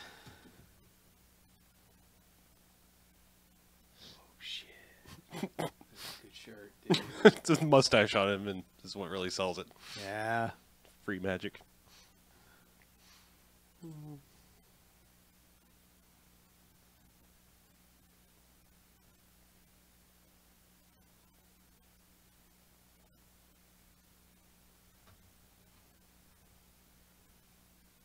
There's Respect the Van. I saw that. one. Yeah. I was just about to try some of the slightly different search. Van stuff. There we go. 70s was the magical modifier Ah. on the Googling. Now we're. There you go. If you ain't a vanner, you ain't shit.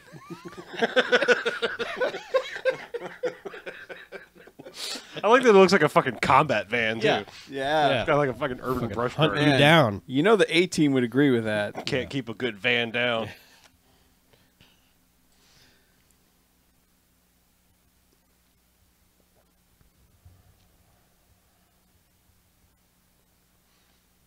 Almost have van.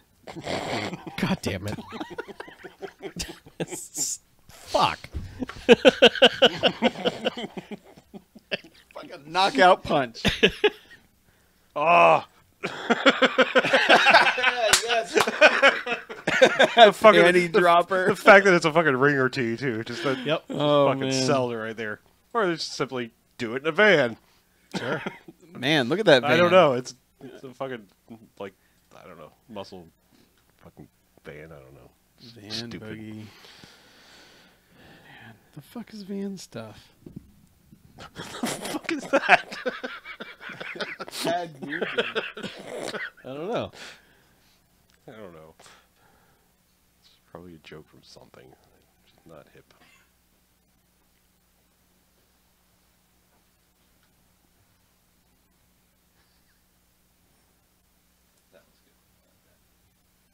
$20 on Etsy right now.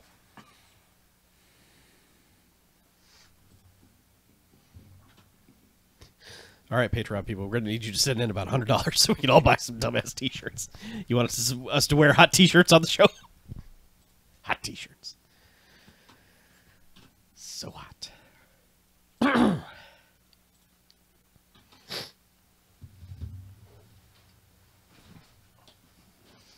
Yeah, I own a couple trench coats. Well, thanks for sharing. Bill Somebody Billings asked. was asking. Somebody asked in in the chat, you Yeah. fucking numpty. I'll fill in this gap of silence with talk about trench coat collection. That fucking van right there. Whoa. Oh, yeah. That is a van. That is a good van right Can I there. purchase- Yeah, Purchase you that got like a van sunrise right over now. the Everglades or some shit. Good. If it ain't got a wizard, though, I don't want it. That's true. Yes, that's our slogan. Yes. No wizard, fuck off. Fantasia. That's a good one.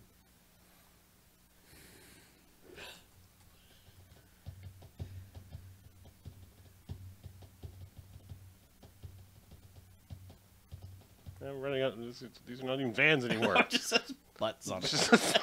Cat Steve, what the fuck is... I don't know. We've gone too far. Man, check out that butt on that girl. Run out of well, there's plenty of that. 70s, fantastic 70s butts and stuff. Yeah.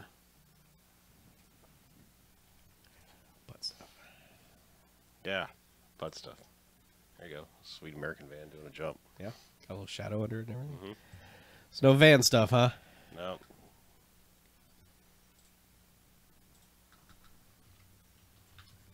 Van stuff. All right, van. Let's add that to the BMFcast movie list. Fancast. I like to keep things updated, you know?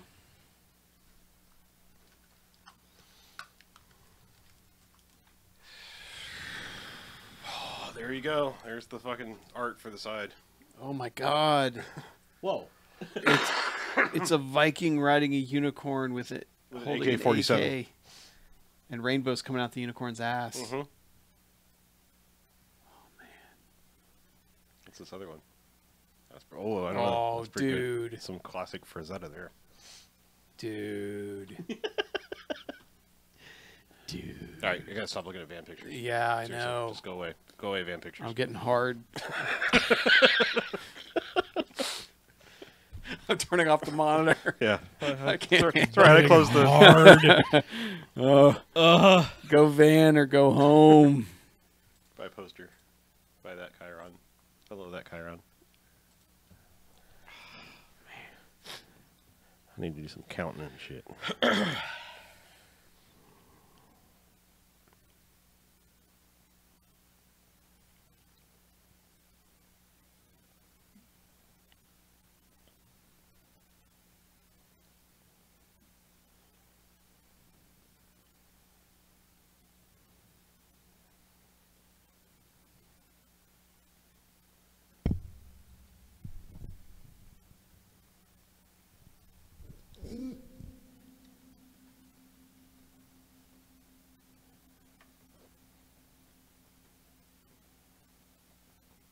So everybody got their golden jocks ready? Mine are ready. Your top 5, your honorable mentions in addition to that? Sort of. Sort of. Mm-hmm.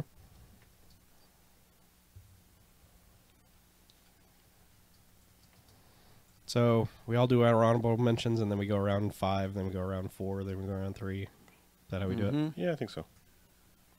Just pick a starting point. I don't care. Aight. Just to keep it straight, you know. Yeah. Yeah. Yeah. Yeah.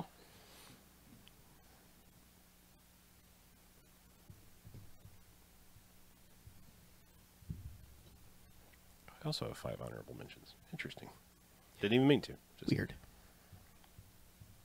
I mean, I have like a side honorable mention, just something I want to mention, but it's like not putting it that high. Whatever. Mm-hmm. Whatever. I'll just say it when I'm saying it.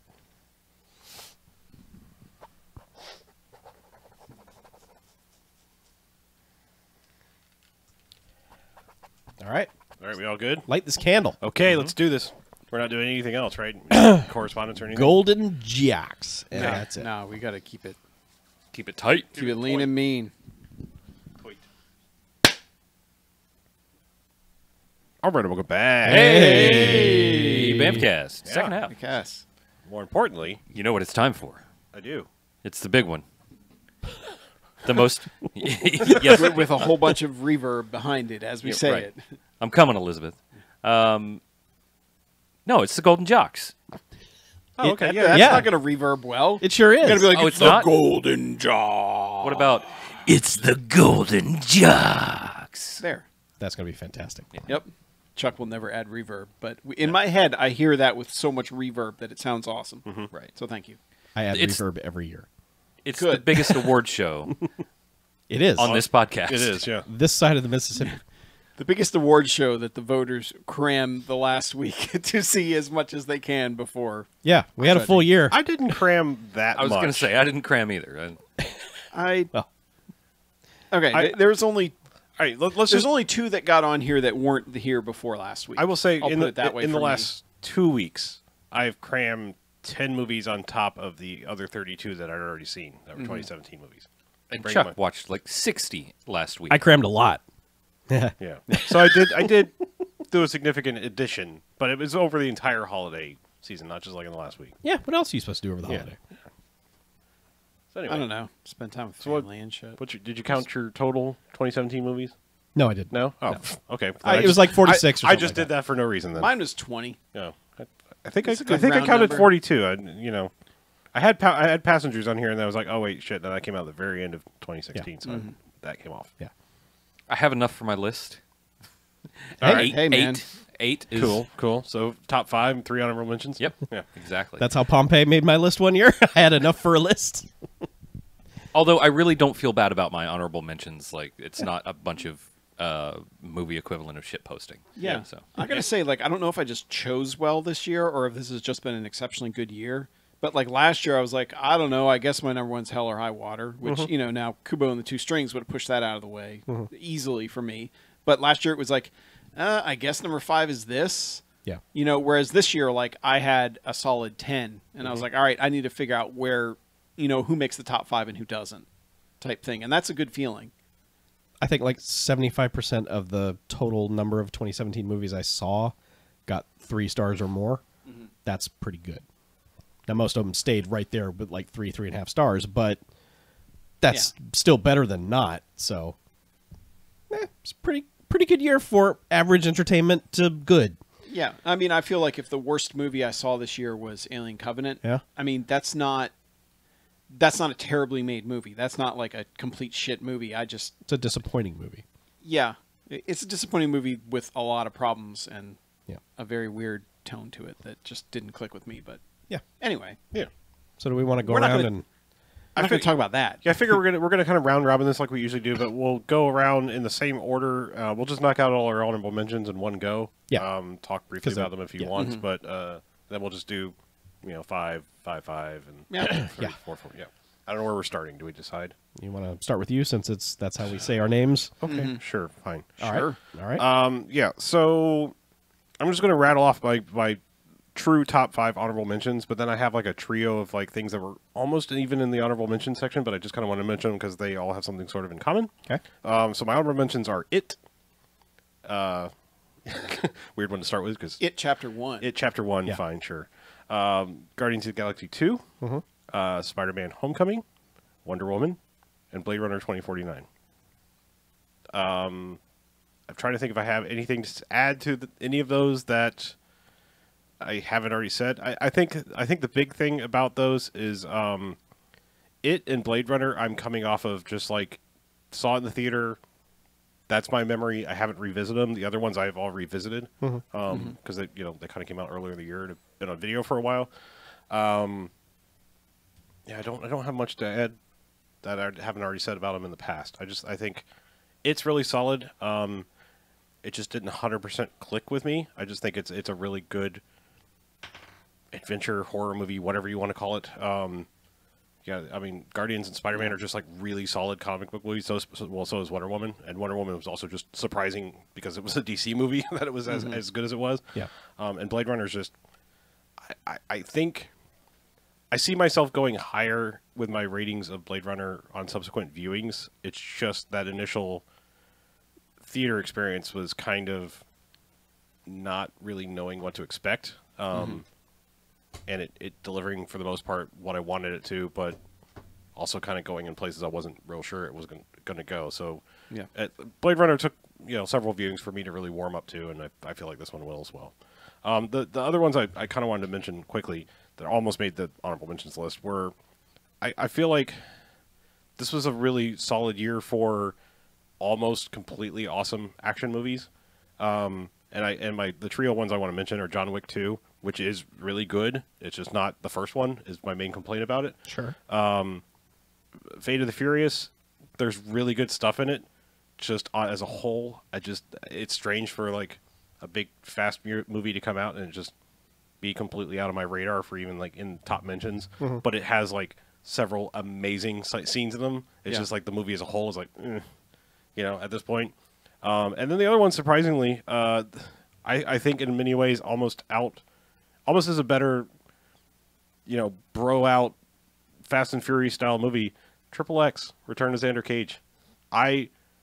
That movie was so much my fucking jam when I watched it, like almost more so than the other two. Like, if you ever want to get nostalgic about 90s/2000s, dumb like energy drink fueled action movies, yeah, like that is that now. Yeah. It's fucking it's stupid. It's all get out. Don't get me wrong. I'm not saying it's a good movie. I'm just saying like it is exactly what I wanted and just delivered on every front. Unlike another one we'll probably talk more about next week in Geostorm. It's like we wanted the giant disaster movie. Just unfortunately for most of the movie, it's not that. Triple X was exactly what I wanted it to be. Yeah. And I mean, the introduction scene of Donnie Yen in that movie is fucking amazing. Yep. Yeah. So anyway. Yes. But that's it for all my honorable mention stuff. All right. Which, like I said, it's Atomic Blonde in a somewhat way, but I'm just saying like there are like really solid action scenes in movies that just the overall movie is like, I don't love the whole movie, but goddamn that scene. Yeah. Yeah. Yes. So that's all. yeah. Okay, the just outside the honorable mentions for me, which I'll talk about more next week, if I even remember. Okay. it, but I am not as high on it as a lot of people are. I have issues with it, and God, I hate that fucking title too. Yeah, there's quibbles I have with it. Wonder Woman, man, I want to love that movie more than I do, but I just hate that last 10% of that movie so much that it kind of bumped it out. And Fate of the Furious is kind of the same thing, where it's like you're watching it and you're like, man, that's awesome, and then you're just kind of like, am I going to watch this again and care? It's almost got that Pacific Rim problem of like the prison sequence is so fucking amazing, and it's like a third of the way through. Yeah. And, and it's like the big first act action scene. You just don't top that for the entire rest of the movie. You know, I mean, I know there's like a sub and other kinds of weird, crazy shit, but it's like, but that fucking prison scene. Yeah. Yeah. And Kong Skull Island, I really appreciate what that movie's doing, but I think as a whole, it doesn't quite get there. But yeah, my honorable mentions, Atomic Blonde. I really I love the style of it. I love the storytelling of it. I think it's one of those movies that suffers from so many twists and turns that I assume on watching it again, I'm going to go, all right, that scene with John Goodman doesn't make any sense, because just because of where everything goes, and when characters have scenes for the benefit of the audience and else, that only work because the audience is making one assumption and the movie is doing something else. That, you know, I think it's going to have a lot of that, but goddamn, I love those action scenes. I love the setting. Like, I love the aesthetic of all of it. And I thought it was great. Spider-Man Homecoming, I really, really, really liked. It's kind of the Spider-Man movie I wanted. But it doesn't quite get there. And same with John Wick 2. Like, I like so much of that, but I also don't like the direction they kind of go by the end of it. And it's kind of like, okay, John Wick has sort of betrayed his own character in order to create what they're setting up for the third one, which is, I don't know. And it also, like you said, it suffers from not being the first one. And also it suffers from just like people not shitting their pants that John Wick is coming for them anymore. Like in that one, everyone's like, no, I can take on John Wick. And it's like, no, you get shot in the head and chest, but still. Yeah. You know, there's a certain, like, the fear of John Wick is what makes John Wick 1 work so well, is he's the fucking boogeyman who's coming for all the bad guys. So, Star Wars Last Jedi, didn't quite make it. It's one I want to see again, and maybe more times watching it, it will push itself up the list. I just don't know. But I've after my initial about it, I've kind of come around and enjoy it more than I don't. So, there's that.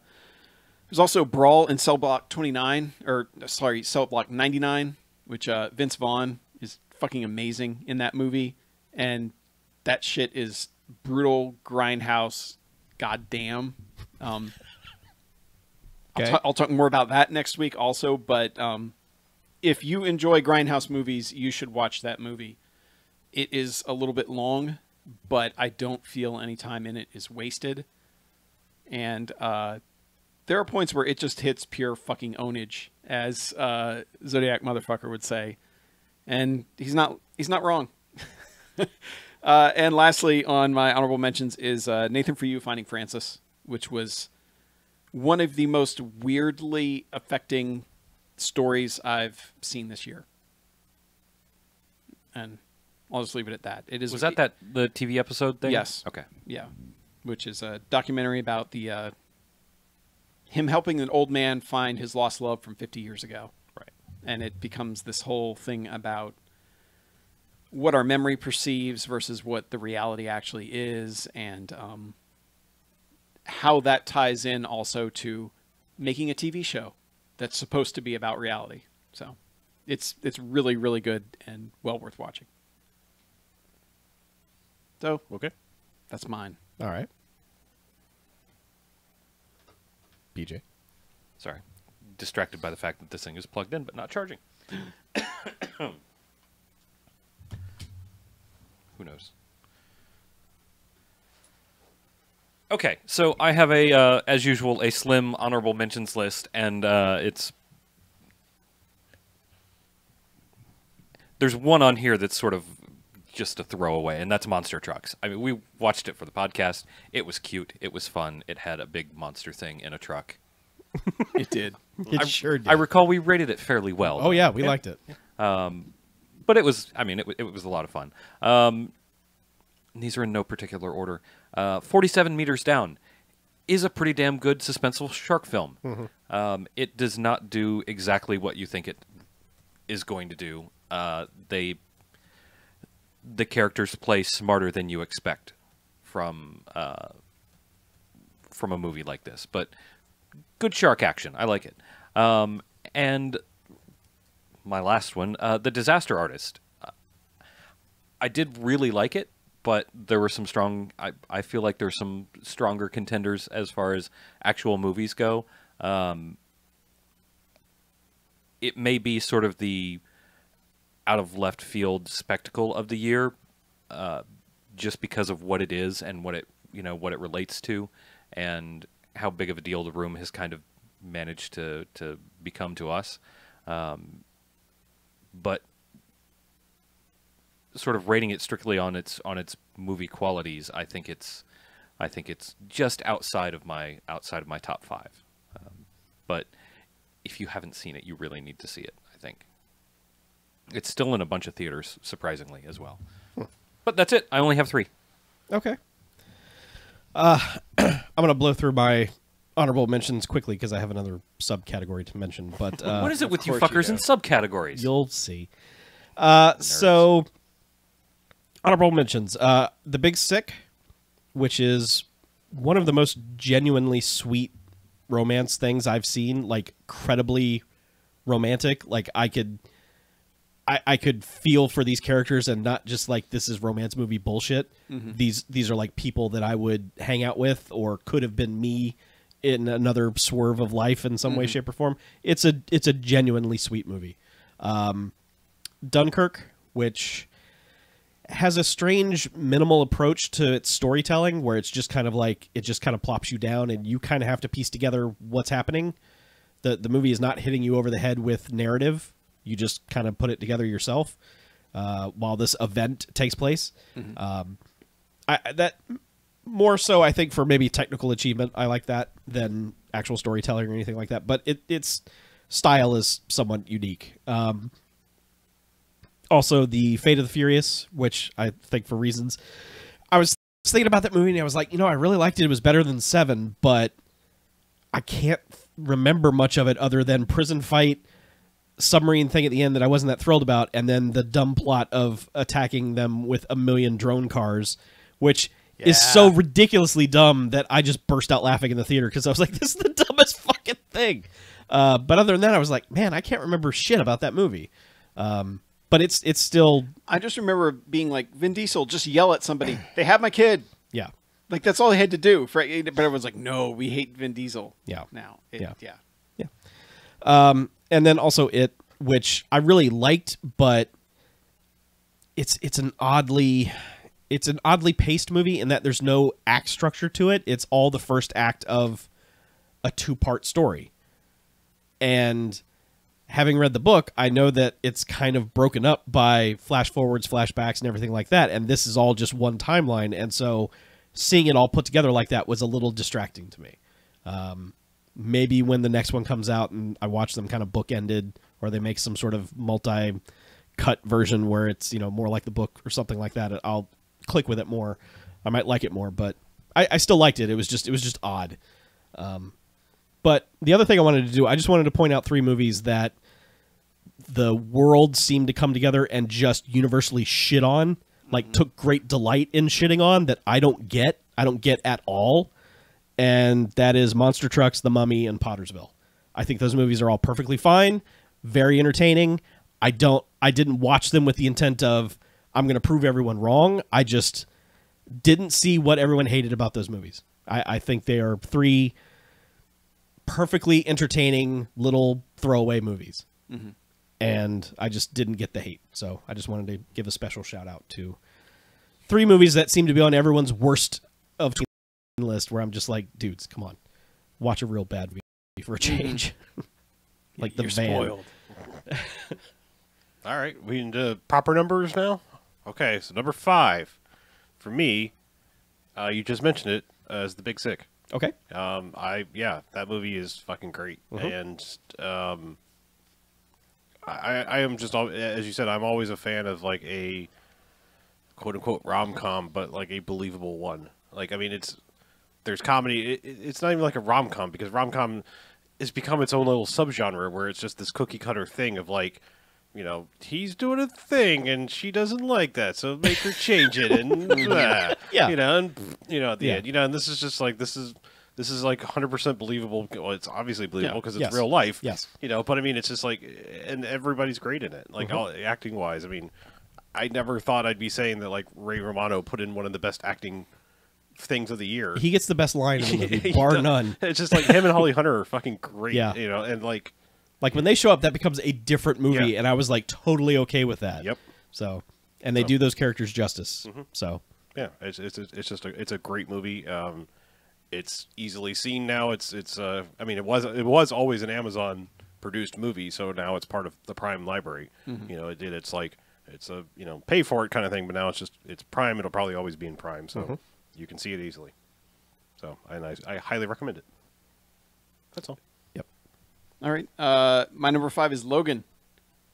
It's basically you put Wolverine in a Western with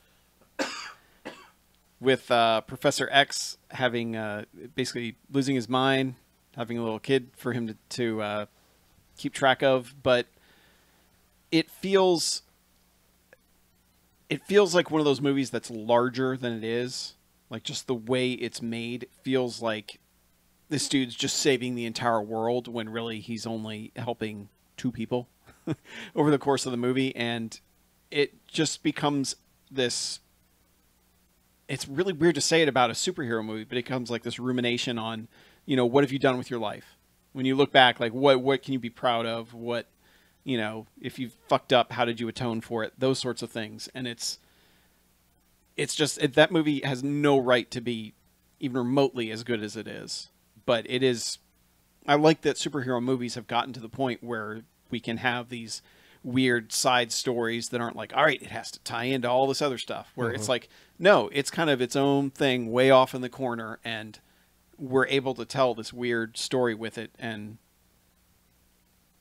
make it as good as it can possibly be, which I feel they did. That's a good way for Hugh Jackman to leave the role. Yes. All right. Just while you were talking and I was thinking about my list, I reordered the last 2. So I have to think about it for a second, but it happens. Fate of the Furious is my number 5 for the year. It was higher, but I was thinking about it and thinking about specifically what you guys said, and I was like, I don't remember much about the movie, and I didn't really feel that call to go watch it again at any point this year after I'd already seen it, to kind of give it another once over. Like, it is good. It has that prison scene. It has the driving around on the ice, and The Rock grabs a torpedo and redirects it with his goddamn hand. It's true. Yeah. Which is totally a thing that I'm pretty sure The Rock can do. And I'm not bullshitting. I think he can do that. But other than that, it's just not... I hope they turn it around with Fast 9 your seatbelts or whatever they're going to do. They fail if they just don't call it that. I think it's Well, got to it's be Fast Fast 10 10 your yeah. seatbelts. Yeah. Or Fast 9 whatever. I love that none of us have mentioned, like, Jason Statham doing the hard-boiled thing with the baby in a plane Oh, yeah. at the end of the movie. Like, because you forget about that stuff. Yeah. Because there's a lot of, like... I think my problem with remembering that was because it's a cool scene, but the way they are flipping that character to make him one of the team and a good guy. yeah, even though he murdered Han. Yeah. To like he murdered one of their best yeah, friends to like in where cold blood. the actors are in real life on Twitter saying, "Nah, that's bullshit." Yeah. Well, like- to be fair, we were saying the same thing about Yeah. another person. Never Well, mind. yeah.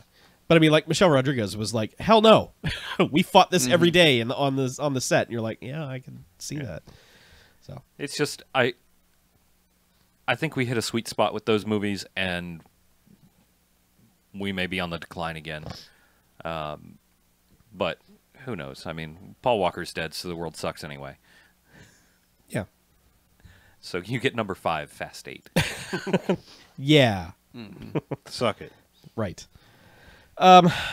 Okay, my number 5 is a tie because Chuck! Fucking cop-out! Pick one! there was no way to distinguish between these two movies. There was just Okay. no way. It's a tie between Logan and Wonder Woman. I looked at them both, and I'm like, I can't. Both of these have to go in my top 5, but I can't leave one of them out over the other one. There's just no way. And my only problem with Logan was that it seemed to take me too long to warm up to it. I was totally on board by the end of it, but it just took me a while to like really be feeling what this movie wanted me to feel. I don't know why. Maybe it's just I don't have that connection with the Wolverine character that a lot of people do. Wonder Woman, my only flaw with that is the finale, which is just DC bullshit, dark CG nightmare punch fight. You know, it's just like, come on, guys. Every movie of yours doesn't have to end like this. But I didn't have enough of a problem with it for that to ruin the whole movie and drop it down any lower than that. But I couldn't choose one over the other for this. So Logan and Wonder Woman, number 5. All right. Okay. Number 4. Number 4 for me, Get Out. Well, fine. Yeah. See you later. Yeah, I mean, this is It's weird. a hell of a debut. Yeah, I'm just yeah. I mean, it's a hell of a debut for a first time director. It's a hell of a horror movie. I mean, it is a horror movie, but it's like that. It's the good kind of horror movie where it's like it's a fable. It's an allegory on top of it. It's not. It's more than just the sum of its parts. It's more than just like I don't know where family did something and now there's some shit happening. There's more going on, and it's just it's nice to like have. It's nice to have something like a horror movie that means something again. Like that is more than just like I don't know, shit and things are jumping at night. I don't know. Like I mean, just that's a good one. so much horror. Horror movies. Horror movies always were the best, like fables and the warnings, or like don't do this or be aware of this, or that was the crux of horror stories from the get go. So to have something this clever and well made is just, I mean, it's an achievement, and I hope to see more of it in the future. I mean, and I am making this list. Everything that made my top 5 was because it got me in some way. It hit me in the feels. It did whatever. It just it hit some sort of it struck a chord when I was watching it. Above and beyond just like that was good. That was well made. Like the ending swerve of that movie. I've never been as tense. I've rarely ever been as tense in a theater as I was with where I thought that movie was going. And so yeah, because there is a point right at the end of that where you're just like, God, yeah, please let this shit end for this guy. Yeah. This guy's been through enough. Yeah, and like I said, it's just like it's just to strike that chord with me was just that alone. Like it earns it a spot in the top 5 for sure. But I mean, on top of that, it's not just that single moment. It's not like those other things where I was like, I will say I was enjoying the shit out of a lot of those other movies while I was watching them. But then when they're over, like, I don't know, nothing really stuck with me. I almost remember every frame from this, and I've seen it once. Like I can literally tell you almost everything that happened in that movie, and I've seen it once. So that's saying a lot. In the theater. Yeah. All right. My number 4 is Blade Runner 2049. This is a worthy sequel to Blade Runner. This is it almost feels like a side sequel because for the majority of the movie, stuff about Deckard and Rachel doesn't really matter. And it only comes in, near the end because that's where the trail of investigation that Kay is doing during the movie, that's where it leads to. But God, just the aesthetic and the filmmaking they show in this movie is so fucking good. I need the words aesthetic. Yeah, it just with a lot of reverb and a little synthwave music piped in behind it. Yeah, and I mean just like aping Vangelis for that soundtrack for one, and just like the shots they linger on with which Roger Deakins, everyone knows I fucking love that guy, and just the stuff he does in that movie. Like I was just mesmerized. I didn't even care that it was 2.5 hours. It didn't even matter to me. It was just like I wanted to in all of this movie all the time. And much like the first one, and like truly good sci-fi is it uses what it's doing to ask big questions that it doesn't necessarily answer, but wants you to think about. And I love that in a movie where there can be subtext there. And I really love that they don't, my biggest fear going in was that they were going to say, okay, Deckard's not a replicant, that's the deal. Whereas this one, they kind of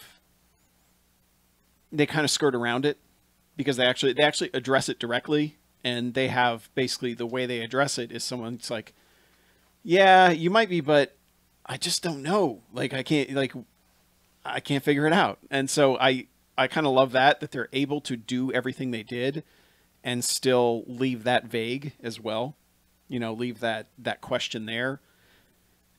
And I really love that they've taken a world that's very cool and they've been able to make another story in it. It kind of feels like this is like what The Matrix wanted to do way back when, before the sequels fucked it up. But, they did the Animatrix anime shorts thing that was like all right, here's this other guy who's a detective in The Matrix. You know, and he might run into some of the main characters, but it doesn't matter. It's like we're telling our own little story, you know, and so many comics do that. Like the Alien series has so many, you know, comics where it's not even like, all right, here's Ripley. She showed up and this happened. You know, it's like, no, these guys are just on a planet and fucking aliens. You know, like here's their entire side story. And that's almost what this feels like throughout. And there was a point where I was like, man, I almost hope they don't, like, I forgot, and this sounds really dumb, but there was a point watching, I forgot Harrison Ford was in it. Like, I forgot that, he hasn't shown up yet. You know, there wasn't that didn't click in my brain. And it was kind of nice. I was like, man, they don't even need it. But then when it does show up, it's like, it's satisfying in the way they handle all of it. And they also have one of the single best effects shots I've ever seen near the end of the movie. And I don't want to discuss what it is because it kind of gives some stuff away. But, like, literally a shot that I'm just like, I don't know how they did this well.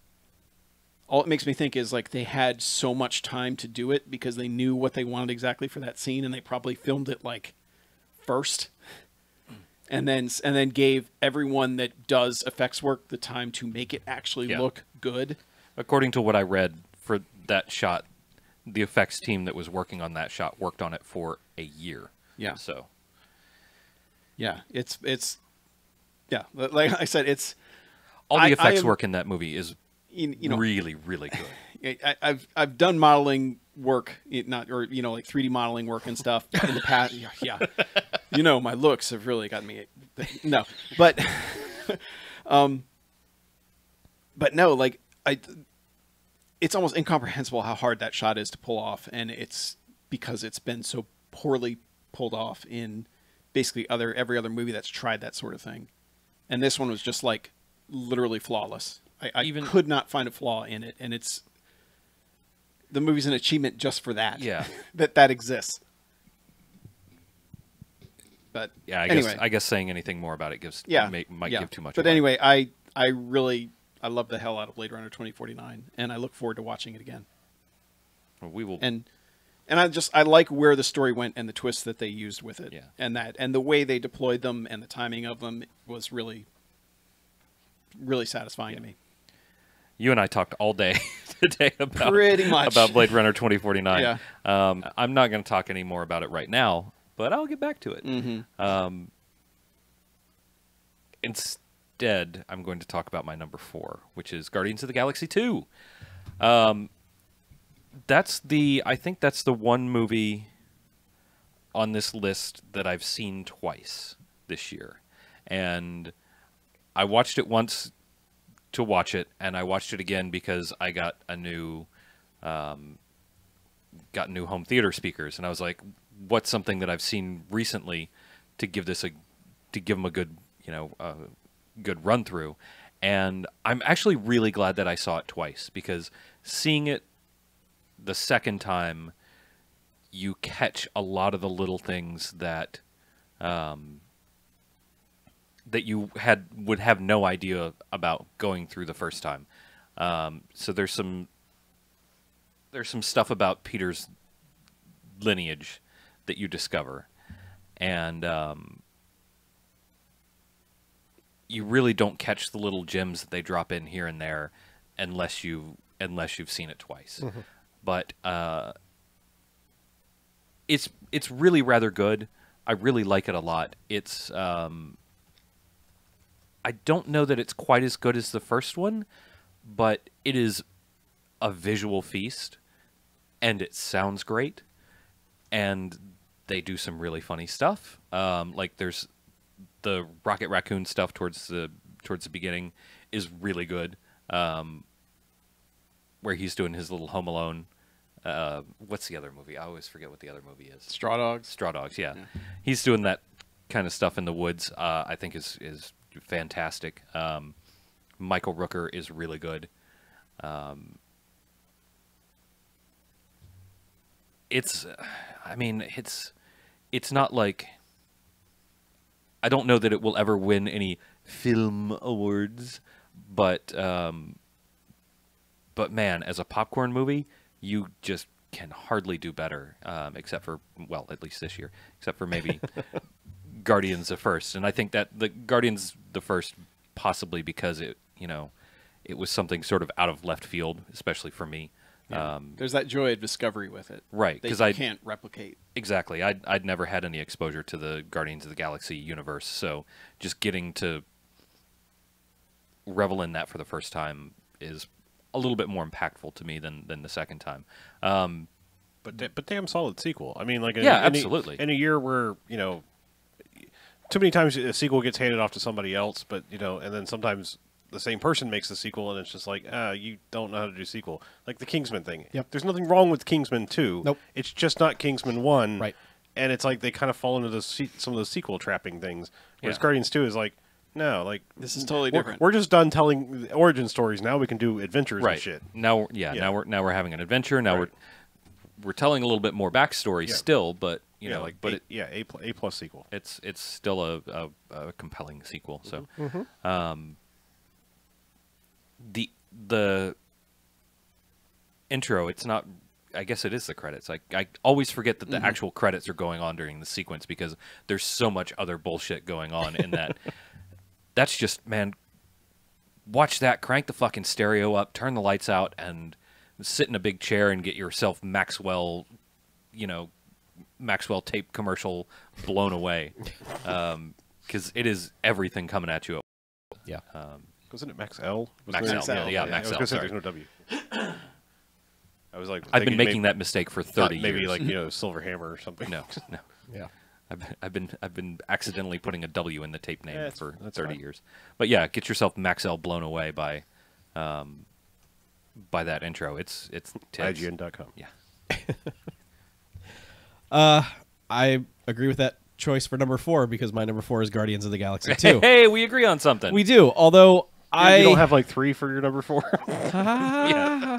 It's a 7-way tie. But this one for me is different because I like Guardians 2 better than the first one. I like the first one a lot. This one just struck a nerve with me more so than that one.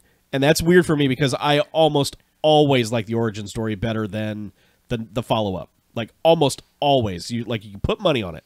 This is also kind of an origin story. So. Yeah, I mean it does keep doing that. It's not just we're having an adventure that's not personally, it's not a personal story. It is a very personal story. Yeah. It may be more personal than the first story. But yeah, I just, everything that's been said about Guardians 2 so far, that's how I feel. I Ditto. Yeah, I mean, yes, I do think it's better than the first one.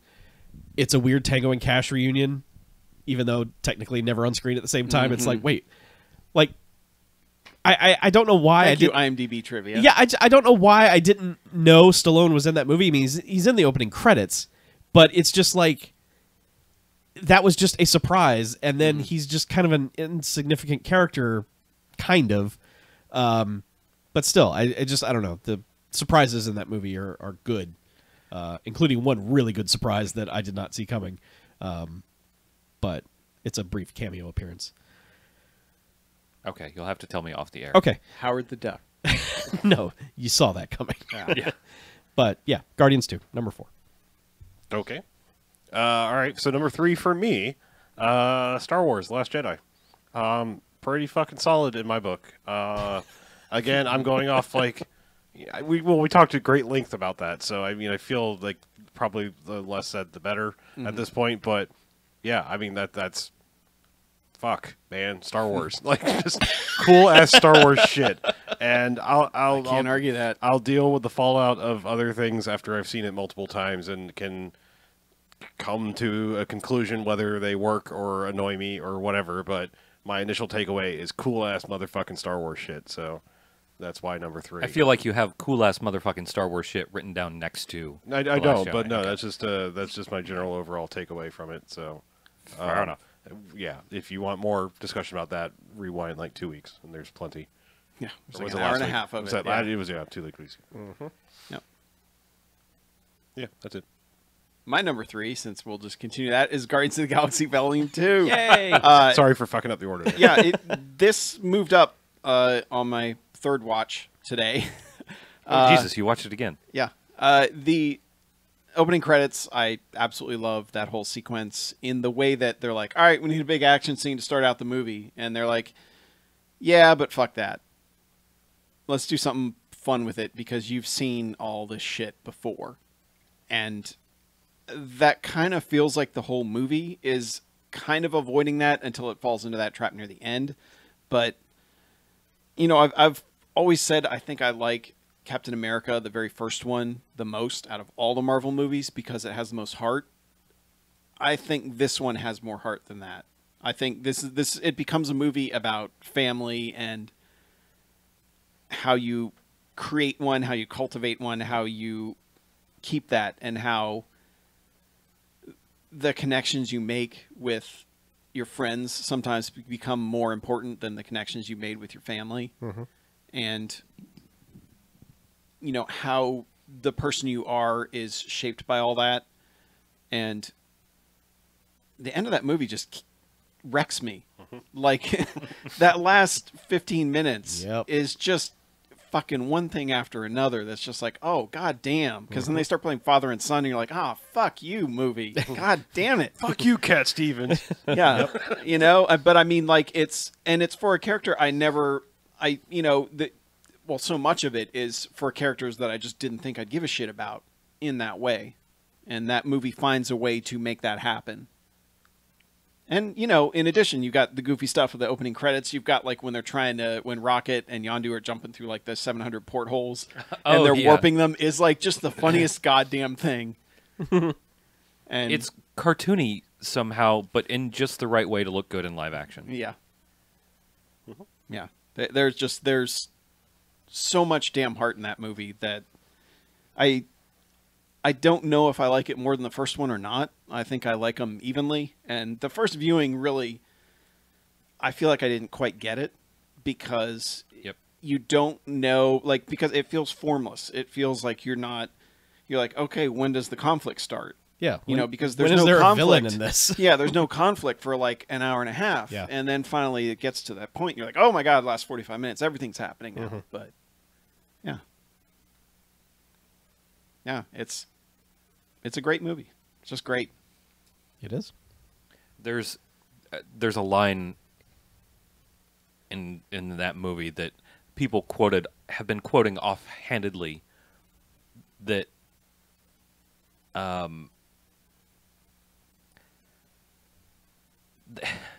it's so weird how flippant people have been with that quote. Mm-hmm.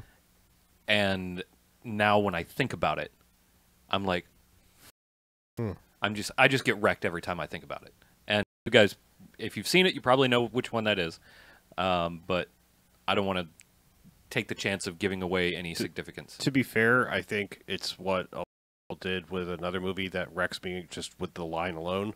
That if you say it enough times, it takes away the power to just wreck you on the fly. Mm-hmm. A lot of That'll Do Pig. Yeah. Mm-hmm. Yeah. Yeah. Seriously, you just say that shit, I'm like, okay. Yeah. Yeah. Good choices, us, so far. Mm-hmm. My number 3 is Blade Runner 2049, which I just saw. Yesterday, as a matter of fact. I had never seen Blade Runner, so yesterday I watched Blade Runner and then Blade Runner 2049 because I needed some fucking aesthetic in my life. And boy, am I full right now.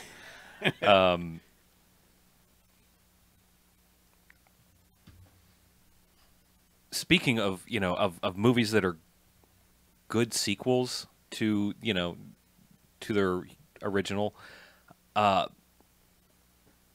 Blade Runner 2049 is that in so many ways. Like, the soundtrack feels right. The look of the world feels right. The story feels like a story that would be set in that universe. They don't pull a whole bunch of hokey bullshit just to get cheap references to the previous one. They do some small, clever things. Obviously, there are direct references, but they throw in a number of small things to just be a tiny, like a little visual nod here and there to the original. And it's just a good damn movie. It is so full. Like, it is so full of style. Every shot is just luscious. It's just rich and wonderful and thematic. Like, I can't get over how just it's like a dense, rich chocolate cake. You know, every bite is just sinfully delicious. It is for your eyes. It's just magic to behold. Ryan Gosling is a little weird in that he is playing very straight and very sort of humorless. He's always got his little kind of half smirk, but I don't think he can ever really get rid of that. But it really works for him. The only person that's really letting the whole works down is Jared Leto. And if Harrison Ford in 2017 is out acting you, you are bad, and you should feel bad. And Jared Leto is bad and should feel bad. I know they wanted Bowie originally for that role, but Jared Leto is bad. I didn't have a problem with him. I think Jared Leto. The problem with Jared Leto becomes he has usurped any character he can create. Like, whenever you see it, you're gonna be like, "Oh, Jared fucking Leto, all right," as opposed to like just letting him be the character in that movie. It's kind of like Tom Cruise. Like, Tom Cruise is just playing Tom Cruise now. Even though Jared Leto is playing characters, it's still like, oh, that's fucking Jared Leto. I don't think he's letting himself play characters. I don't know. I didn't have a problem with him in this. I just didn't like his performance. I thought it was. It felt like a performance. It didn't feel like a character. It felt like a put on. Okay. Like he's like, oh yeah, this is what like weird eccentric billionaire is supposed to be, but I don't actually know what that's supposed to be, so I'm just gonna fake it and do a bad job of it. The effects in like as good as something like Guardians of the Galaxy, there are magnificent effects in that. Like, every shot is a special effects tour de force, and it's amazing that something like that can be made, and like all sorts of credit to everybody that worked on that movie. But it's in a world that you expect to always look fantastical.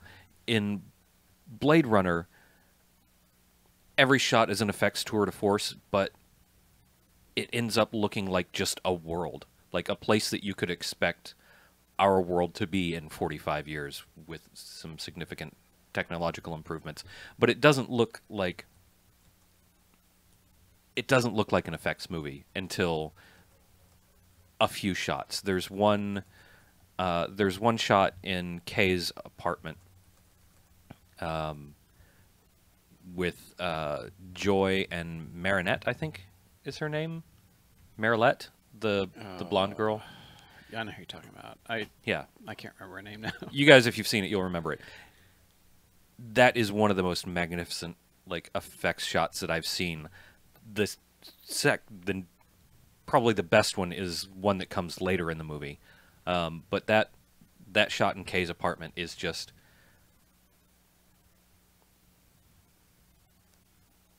there's something about it that just looks fucking magnificent and seamless and perfect, and a lot of that movie is magnificent and seamless and perfect in its visuals. The story's good. Is it a spoiler to say that Dave Bautista's in the movie? I don't think so. Right? No. Fucking Dave Bautista continues to actually pull off some acting chops. I'm continually impressed with him.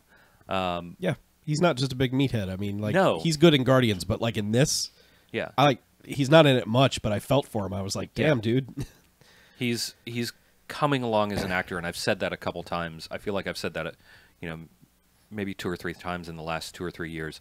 He continues to improve, and I'm super excited for him to like continue to get bigger and better roles. I feel like I'm rambling at this point about Blade Runner, but I really liked it. I thought that I was just astonished at how good it was.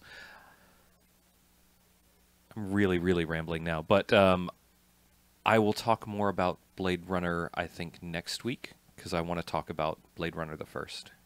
I have things to say about it, I think, but I will talk about that and 2049 maybe in depth next week. Okay. That is all. I will Sorry say- I've taken up so much of your time. Before we leave it, because I know Chuck's not on Chuck's list. I like that it's not a remake at all. Yes. Like, it is not treading the same steps. Like, you know immediately that Kay is a replicant. Like, there's like none of that sort of bullshit. They're Yeah. just like, no, we're getting this out of the way now. Dude's a replicant. Everyone fucking knows it. You know, all that stuff. So I like that they're not retreading the same ground. That they're like, all right, Yeah. what else can we do with this story? And that's where they go. Yeah. My number 3 continues this weird evolution of me into the biggest comic book movie nerd person I know. And I heard you all mention these in your honorable mentions, and I'm like, how are all these in my top 5? I'm the least comic book person in this room. Spider-Man Homecoming. A Spider-Man movie finally clicked for me. Like, hit on... You mean for the right reasons? Okay. 3 is still all right. It's not. No, it's not. Spider-Man Homecoming has jokes, and they all land, and half of them come out of nowhere. And I love movies like that you know are witty and smart, but they are still just punching you with jokes that you don't see coming. And they hit, and they're funny.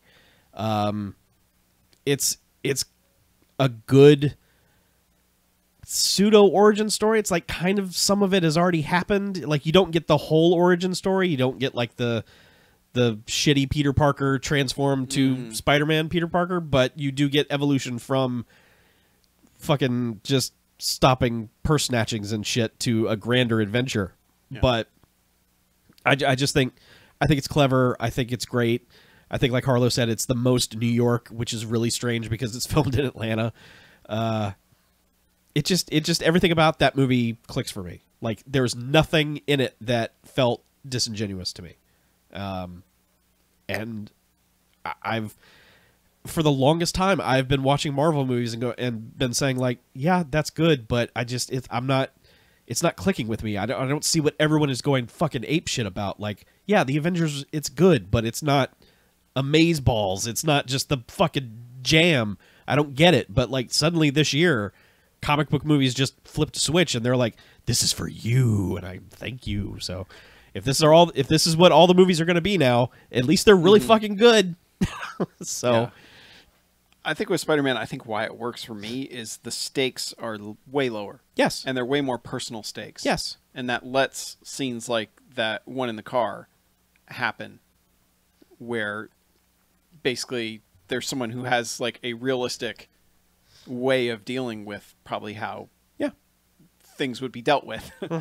Where it's basically like, listen, here's what's going to happen, and you're going to do that, or bad shit's going to go down. yeah. You know, and it's kind of like it was very refreshing to see something like that in one of these movies, as opposed to just like, oh, time to fight. Yeah, and it was helpful to have a smaller story in the grand scheme of things because it explains why the oversight of him is not affecting the story.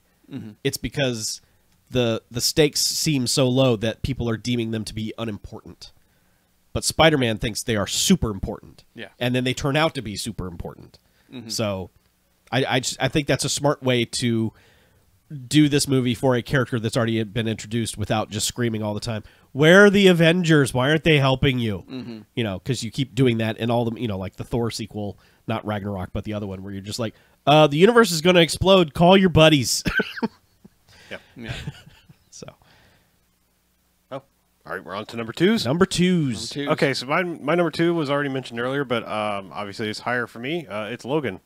Logan to me, it's weird. I think I'm fairly confident in saying now that my 2 favorite superhero movies of all time are an origin story and a finale story.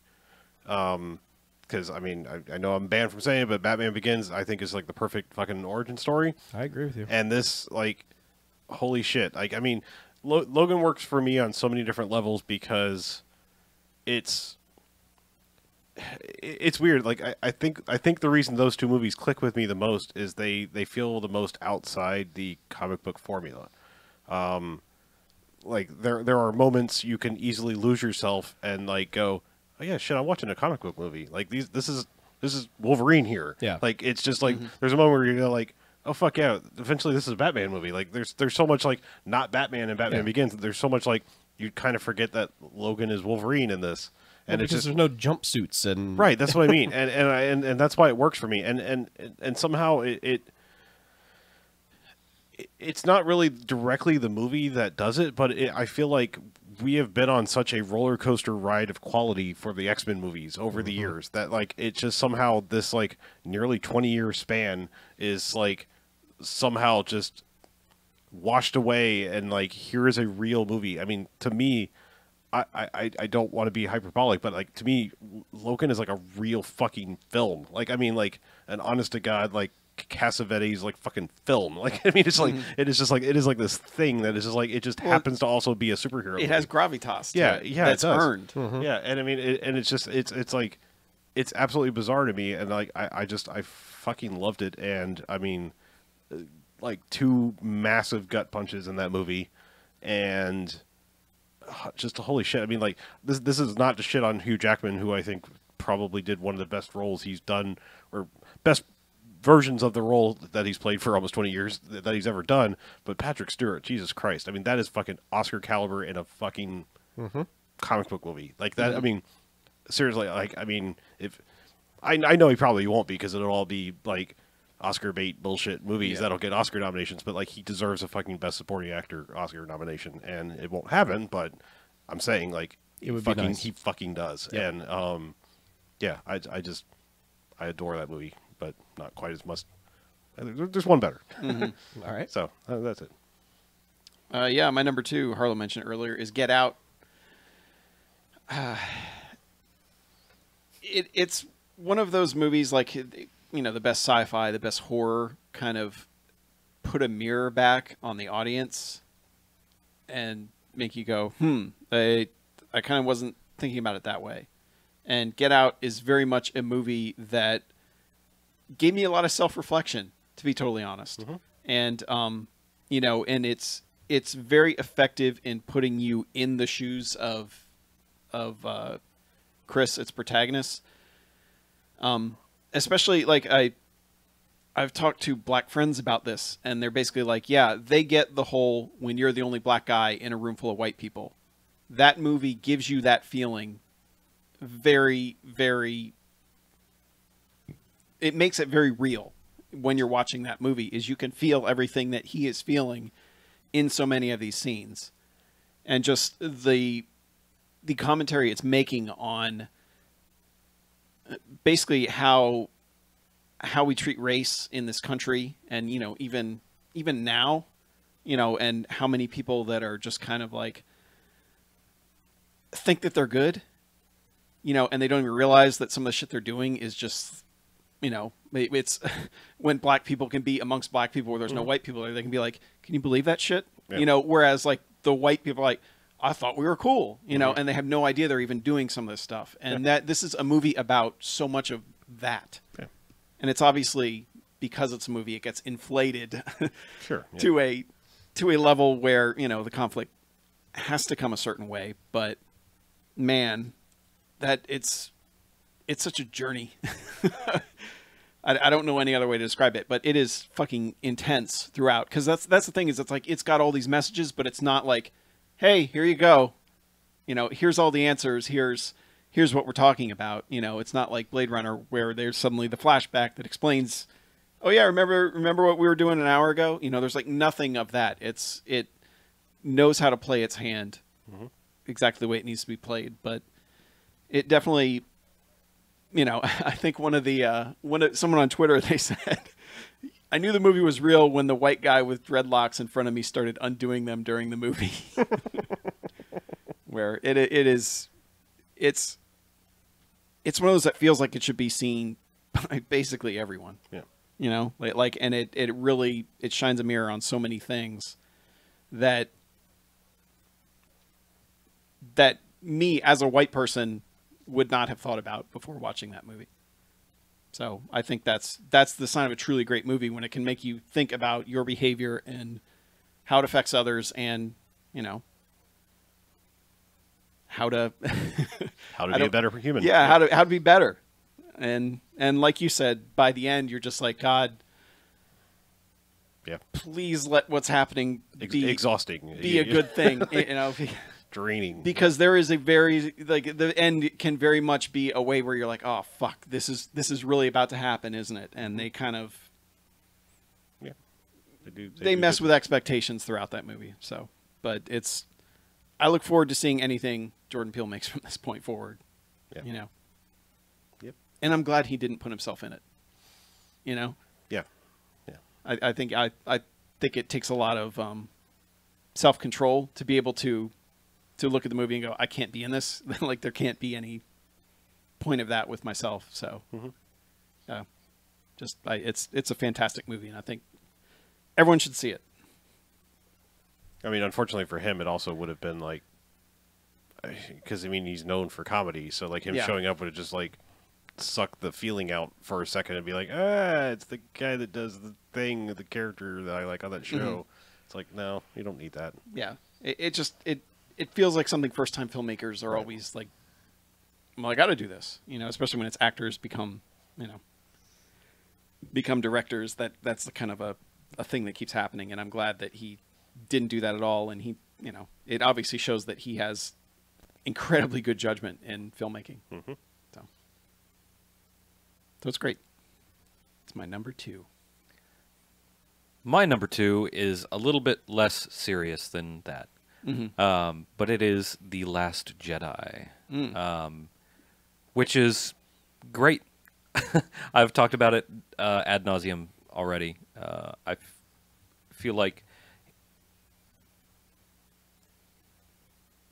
I don't even want to get into like any of the back and forth on that movie, but I really liked it. It has a couple problems, but I think if you go back and watch A New Hope, and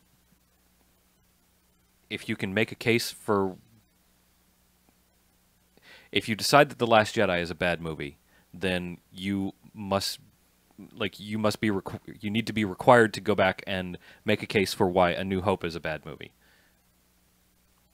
And not that they're similar. It's just they're both fucking Star Wars movies. They're both fucking good, and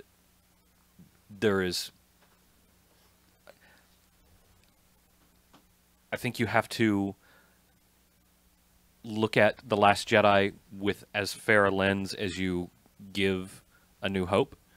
Not necessarily saying that you put your nostalgia glasses on and look at it that way. Just that you have to treat it as the same kind of movie as a fucking Star Wars movie, because it's a fucking Star Wars movie, and it's good. And also, thank God that in the year of No Lord 2017, we can have a good Star Wars movie again.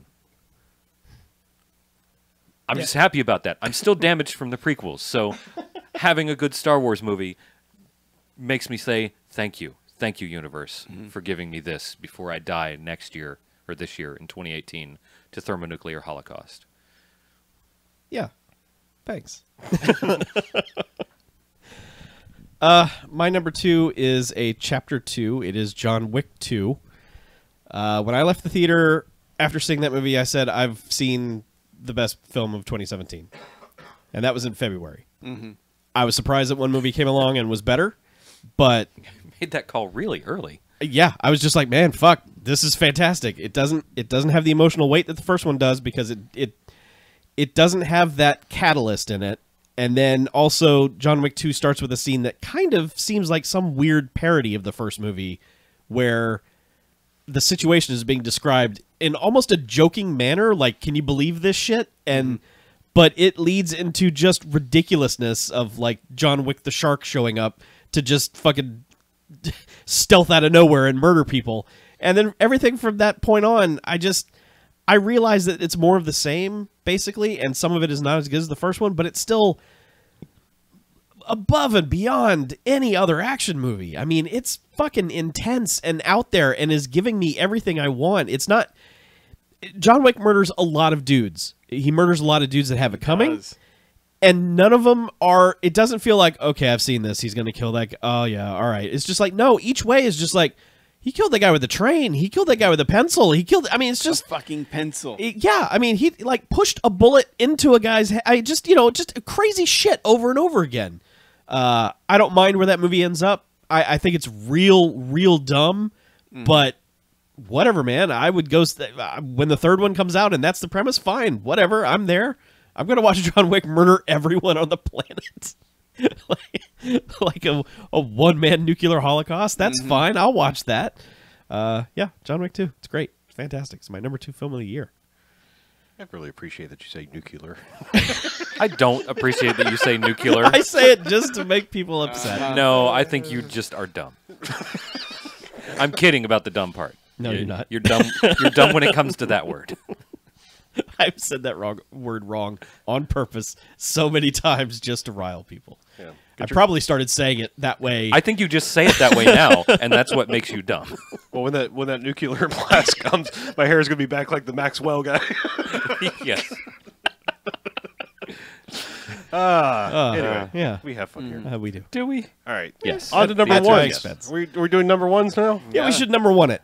The official Golden Jocks. Yeah, I was going to say, I mean, I'm doing a little simple math here. I think I know And what it is. I'm thinking we can probably skip this going around the table and just have a general discussion because I'm doing some math. Is yours the same? And Probably. No one's mentioned it yet. I'm just going to go out on a limb and say that my number one is Baby Driver. Anyone else? Nope. Anyone? Wait. Seconded. I want to tell you my number one. Yeah? It's Baby Driver. Oh, okay. Yeah. Chuck? Mine's a tie between Baby Driver Shut up! and Baby Driver. Okay, I'll give you that one. All right. Yeah. Yeah. Yeah. We'll each say our little piece about it, I guess. That's how we'll do round Sure. robin. Yeah, we said it when we were initially talking about it, and I can't think of any better way to describe not only the films of Edgar Wright, but like this one in particular. It is just like the man literally crawled in my head, dug around for a little bit, and said, "What are the things that like what you like and are you and like you want to see on the screen?" And just went, there it is, and yeah, just like start to finish. I mean, yeah, it's got one of sex pests of the year in it. It doesn't matter to me. It's just fucking. It's a masterpiece. I can't slide it for that. I really can't. And I mean, I've even gone back and watched it post that, and I'm still like, yeah, what am I going to do? Like, I can't, What are you going to do? It's a great movie. I mean, I'm not going to take a, like fucking, white out to the goddamn Mona Lisa or something. And that's the same way I feel like this. Like, what are you going to do at this point? Just literally, this movie is fucking fantastic. And like, just, I wouldn't change a frame. So. Yeah. I mean, it is, like you said, Edgar Wright makes movies on my wavelength. Like every one of them, even ones I'm like not crazy about, like World's End, there's still enough in there that I'm like, okay, this is yes, I can relate to this. I can work with this. Whereas this one's just like, if I was going to make a movie, it would probably have been really similar to Baby Driver, like ridiculously similar to Baby Driver in so many ways, and I mean, cool criminals saying cool shit to each other is kind of my thing anyway. And this movie is just that, plus car chases, plus it's also a heist movie. shootouts. Yeah, plus heists. I mean, it's just like everything I want. And here It's a heist like, movie where everything is timed to the beat. Yes! Yeah. Yeah, I mean, fucking gunshots timed to Hocus Pocus. Like, come on. Holy shit. This is what I want. And you just... And like scenes just keep going in a good way. Like I've watched the bell bottom scene, God, how many fucking times? I couldn't even tell you. Like I know I love the opening credits for Guardians of the Galaxy, but I think for my money that bell bottom's car chase that opens the movie is the best action scene of the year. It's fucking amazing and it's all practical and it's like, holy Christ. Like you couldn't have done this any better. Seriously, if you could have like hooked some sort of like diodes up to me in the theater, I think you could solve the energy crisis while that scene was happening in the theater. I was fucking just vibrating. Yeah. Beyond belief. Yeah. Yeah, and then they have that the long take credit sequence right after that makes that you're just like, I don't know how you did this, for one, but for two, like, I immediately like this guy, you know, and that's, yeah, it's just it's a great movie. It made me like a Queen song, for Christ's sake, and I fucking hate Queen. That, But in the and of way they itself use is a miracle. the way they use that song in the movie is awesome. Like it is just a fantastic way to use that song. And yeah, and just the soundtrack, all of it, like the entire thing is great, and it all feels like you picked the coolest possible song for everything that you're using it for. So yeah, it's just it's an astoundingly well-made film. Like I can't get over technically how good that movie is, and especially in the editing. Like I don't know how they did it. You know, just like that Blade Runner shot. It's like I don't know how you did it, but you did it, and you did it for 2 hours. Yeah, I sat there the whole time just thinking, like, it's speaking to me. This movie is speaking to me. How are you doing this? Like, most movies, I'm like, yeah, I like this. That's a bad choice. But, like, every step of the way for this movie, I was like, this is, like, somehow, if I'm formulating the movie 5 seconds in advance in my head as to how what would be the coolest thing to do and where I would have it go, the movie's doing that. So it's this weird, like, predictive text thing in my head where it's just like, it would be really great if this okay, all right, you know, and it just kept doing that the whole time. And for a movie to do that, to just tick off all the boxes, just to do all the things I want it to do and be full of surprises to where I was like, not that, or I couldn't believe they pulled that off as well as they did, or that just the fact that the movie exists in a world where a movie like this probably shouldn't have been made, because a studio would look at it and go, that's not going to make any money. Who cares about that? There's no superheroes in it. Who cares about your bullets timed music bullshit? I mean, there is a superhero in it. His name's Baby. Yeah, that's true. He is. He's a What's your name? good driver. My name's Baby. Like, the fact that, like, my name is Baby is, like, the fucking coolest fucking thing in the world, as opposed to being the dorkiest shit imaginable. Yeah. Like, how does that work? Yeah, on paper it looks bad. Like, How does that actually work in real life? Yeah. Like, I would laugh. I would laugh and laugh and laugh and laugh if somebody brought me a script that said, like, oh, my name's Baby. Yep. It's the stupidest shit in the world. But it works. Yep. Everything works about this movie. Weirdly for me, I was not super high on it coming out of the theater. Like, I really liked it, but I think I fell a little bit victim to the hype, maybe, and I don't know if that colored my expectations of what it was going to be, but the more I think about it, and I haven't seen it since, but the more I think about it, the more I like it.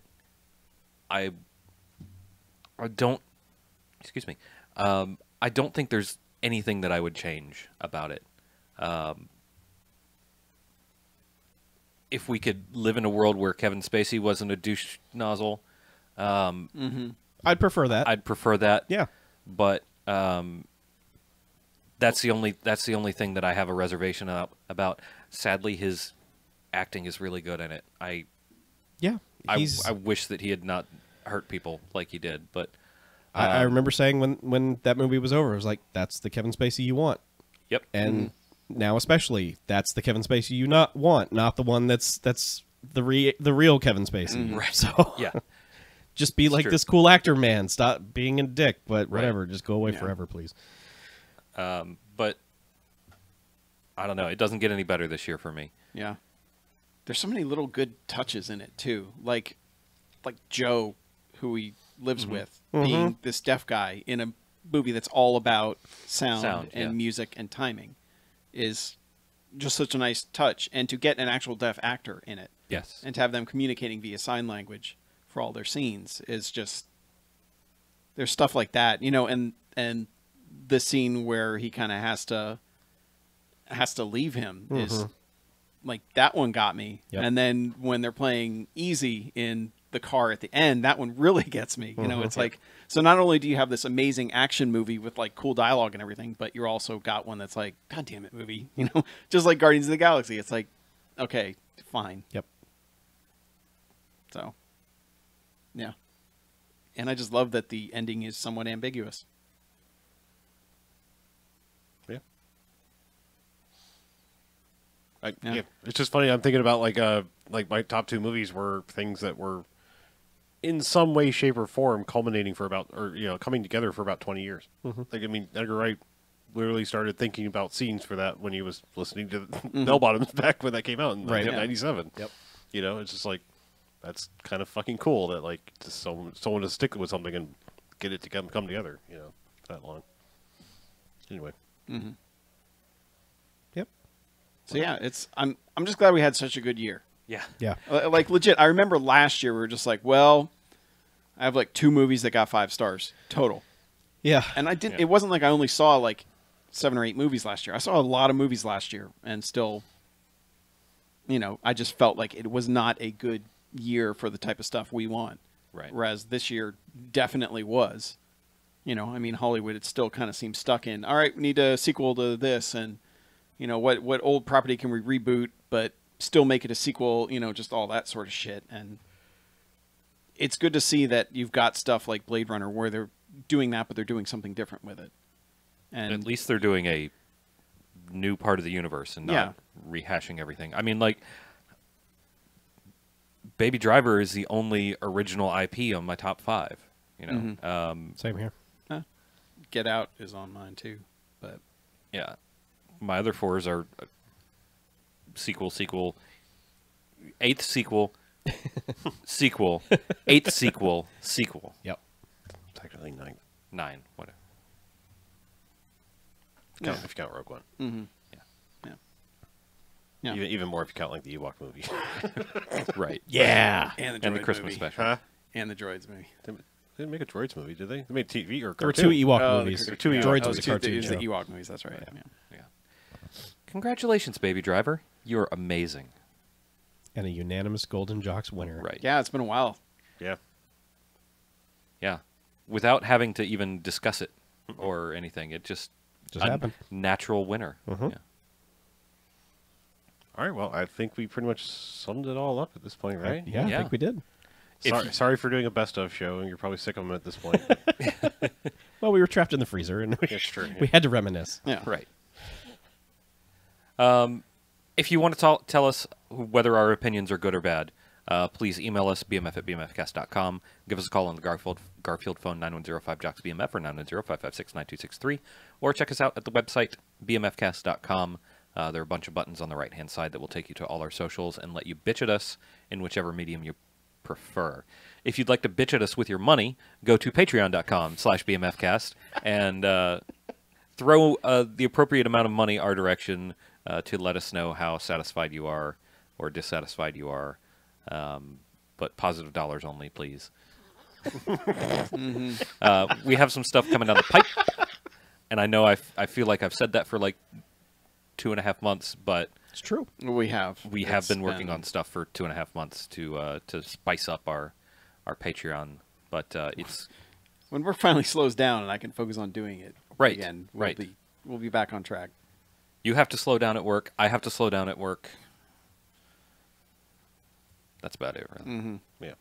But exciting things coming for patrons. So keep an eye out. I think you can follow us even if you don't want to give us money. So keep an eye out on. I believe on that's that true. for announcements, and follow us on the social medias. You will know when we go live for things like this, and for all of our streams and such. Well, that's about it. Cool. Well, let's get out of here, shall we? Alrighty. I'm Harlow. I'm Mackie. I'm BJ, I'm Chuck. and this is BMFcast out. Bye. Bye. See you next time. We should probably put some links on our site to our individual letterboxed if we have them.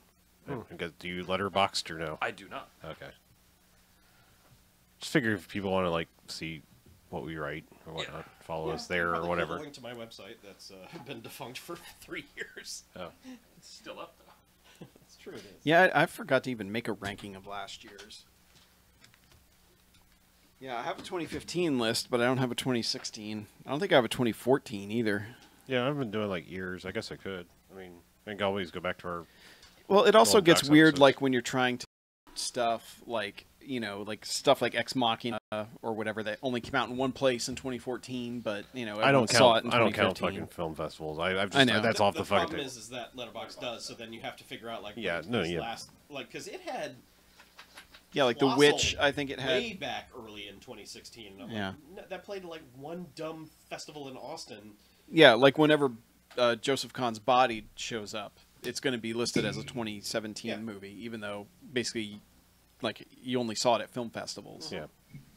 Well, that's why I thought Passengers was like a limited release thing or something pre-Christmas. But it was like, oh no, it actually got full release right before Christmas.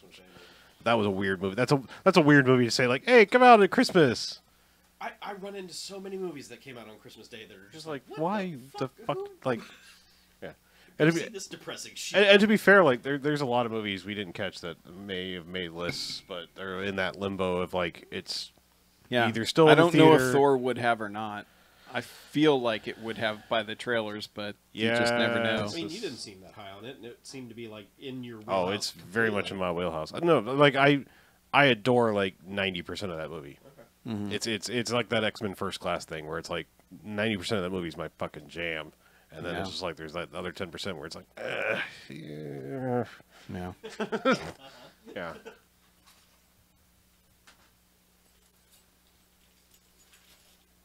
I mean, like, yeah, I even like Justice League. I mean, it's like it's a surprising year, really. Like that I saw that and was like, that wasn't half bad. Mm-hmm. But no, I wasn't like intentionally trying to just limit comic book movies, but like I kind of wanted to like give some weight to the one that I really felt. I mean, I feel pretty fucking strong about Logan. And like I said, I enjoyed Spider-Man: Homecoming a lot. I enjoyed Wonder Woman a lot. I definitely enjoyed Guardians. Would probably been like that would probably be number 6 if I was actually ranking them. Like that probably would have been easily the like that's that or Blade Runner. Like that's the top. Yeah. I might could have pulled a check and make me like a little tie for number 5. I think it was a worthwhile tie. Okay. I wasn't going to leave Logan or Wonder Woman off my list. Yeah. Bruce Willis and Tracy Morgan. Fucking cop out over here. Oh, shit. Shut up. Yeah, right. But yeah, seriously, watch Brawl in Cell Block 99. It's I on probably will. Amazon Prime. I need to. It's by the guy who made Bone Tomahawk, which I need to watch now. Bone Tomahawk is ready. Yeah. Yup. Yeah, I didn't crave as many movies as like. Because like, what did I talk about? I talked about. I guess I did talk about Dunkirk last episode, right? That and Colossal. Mhm. Did I talk about the Great Wall? No. Well, I saw it, but and I talked about. I talk about the Little Hours too. Yes. So I don't know. Maybe my list is just like out of whack, but it's weird. I guess I didn't. I guess I need to like put this down lower because I do want to talk about that.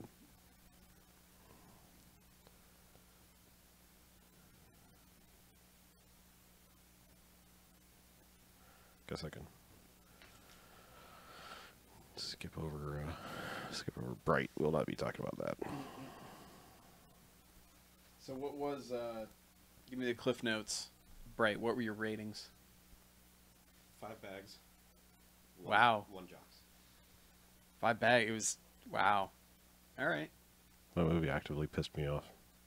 So it's one of those. I got soapboxy for a few minutes there. That movie stopped pissing me off. It was pissing me off for about 40 minutes, and then it stopped.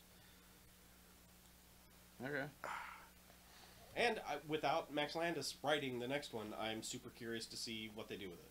I don't Because have a problem. It seems like a shame that, like, it's that you just, like, okay, holy shit, somebody actually gave someone money to make this. Yeah. That part got me interested, but then, like, when I heard so much of the shit that was in it, I was like, all right, never mind. Yeah. Yeah. It sucks. All right, taking us off the line. Bye, Internet. Bye. Bye.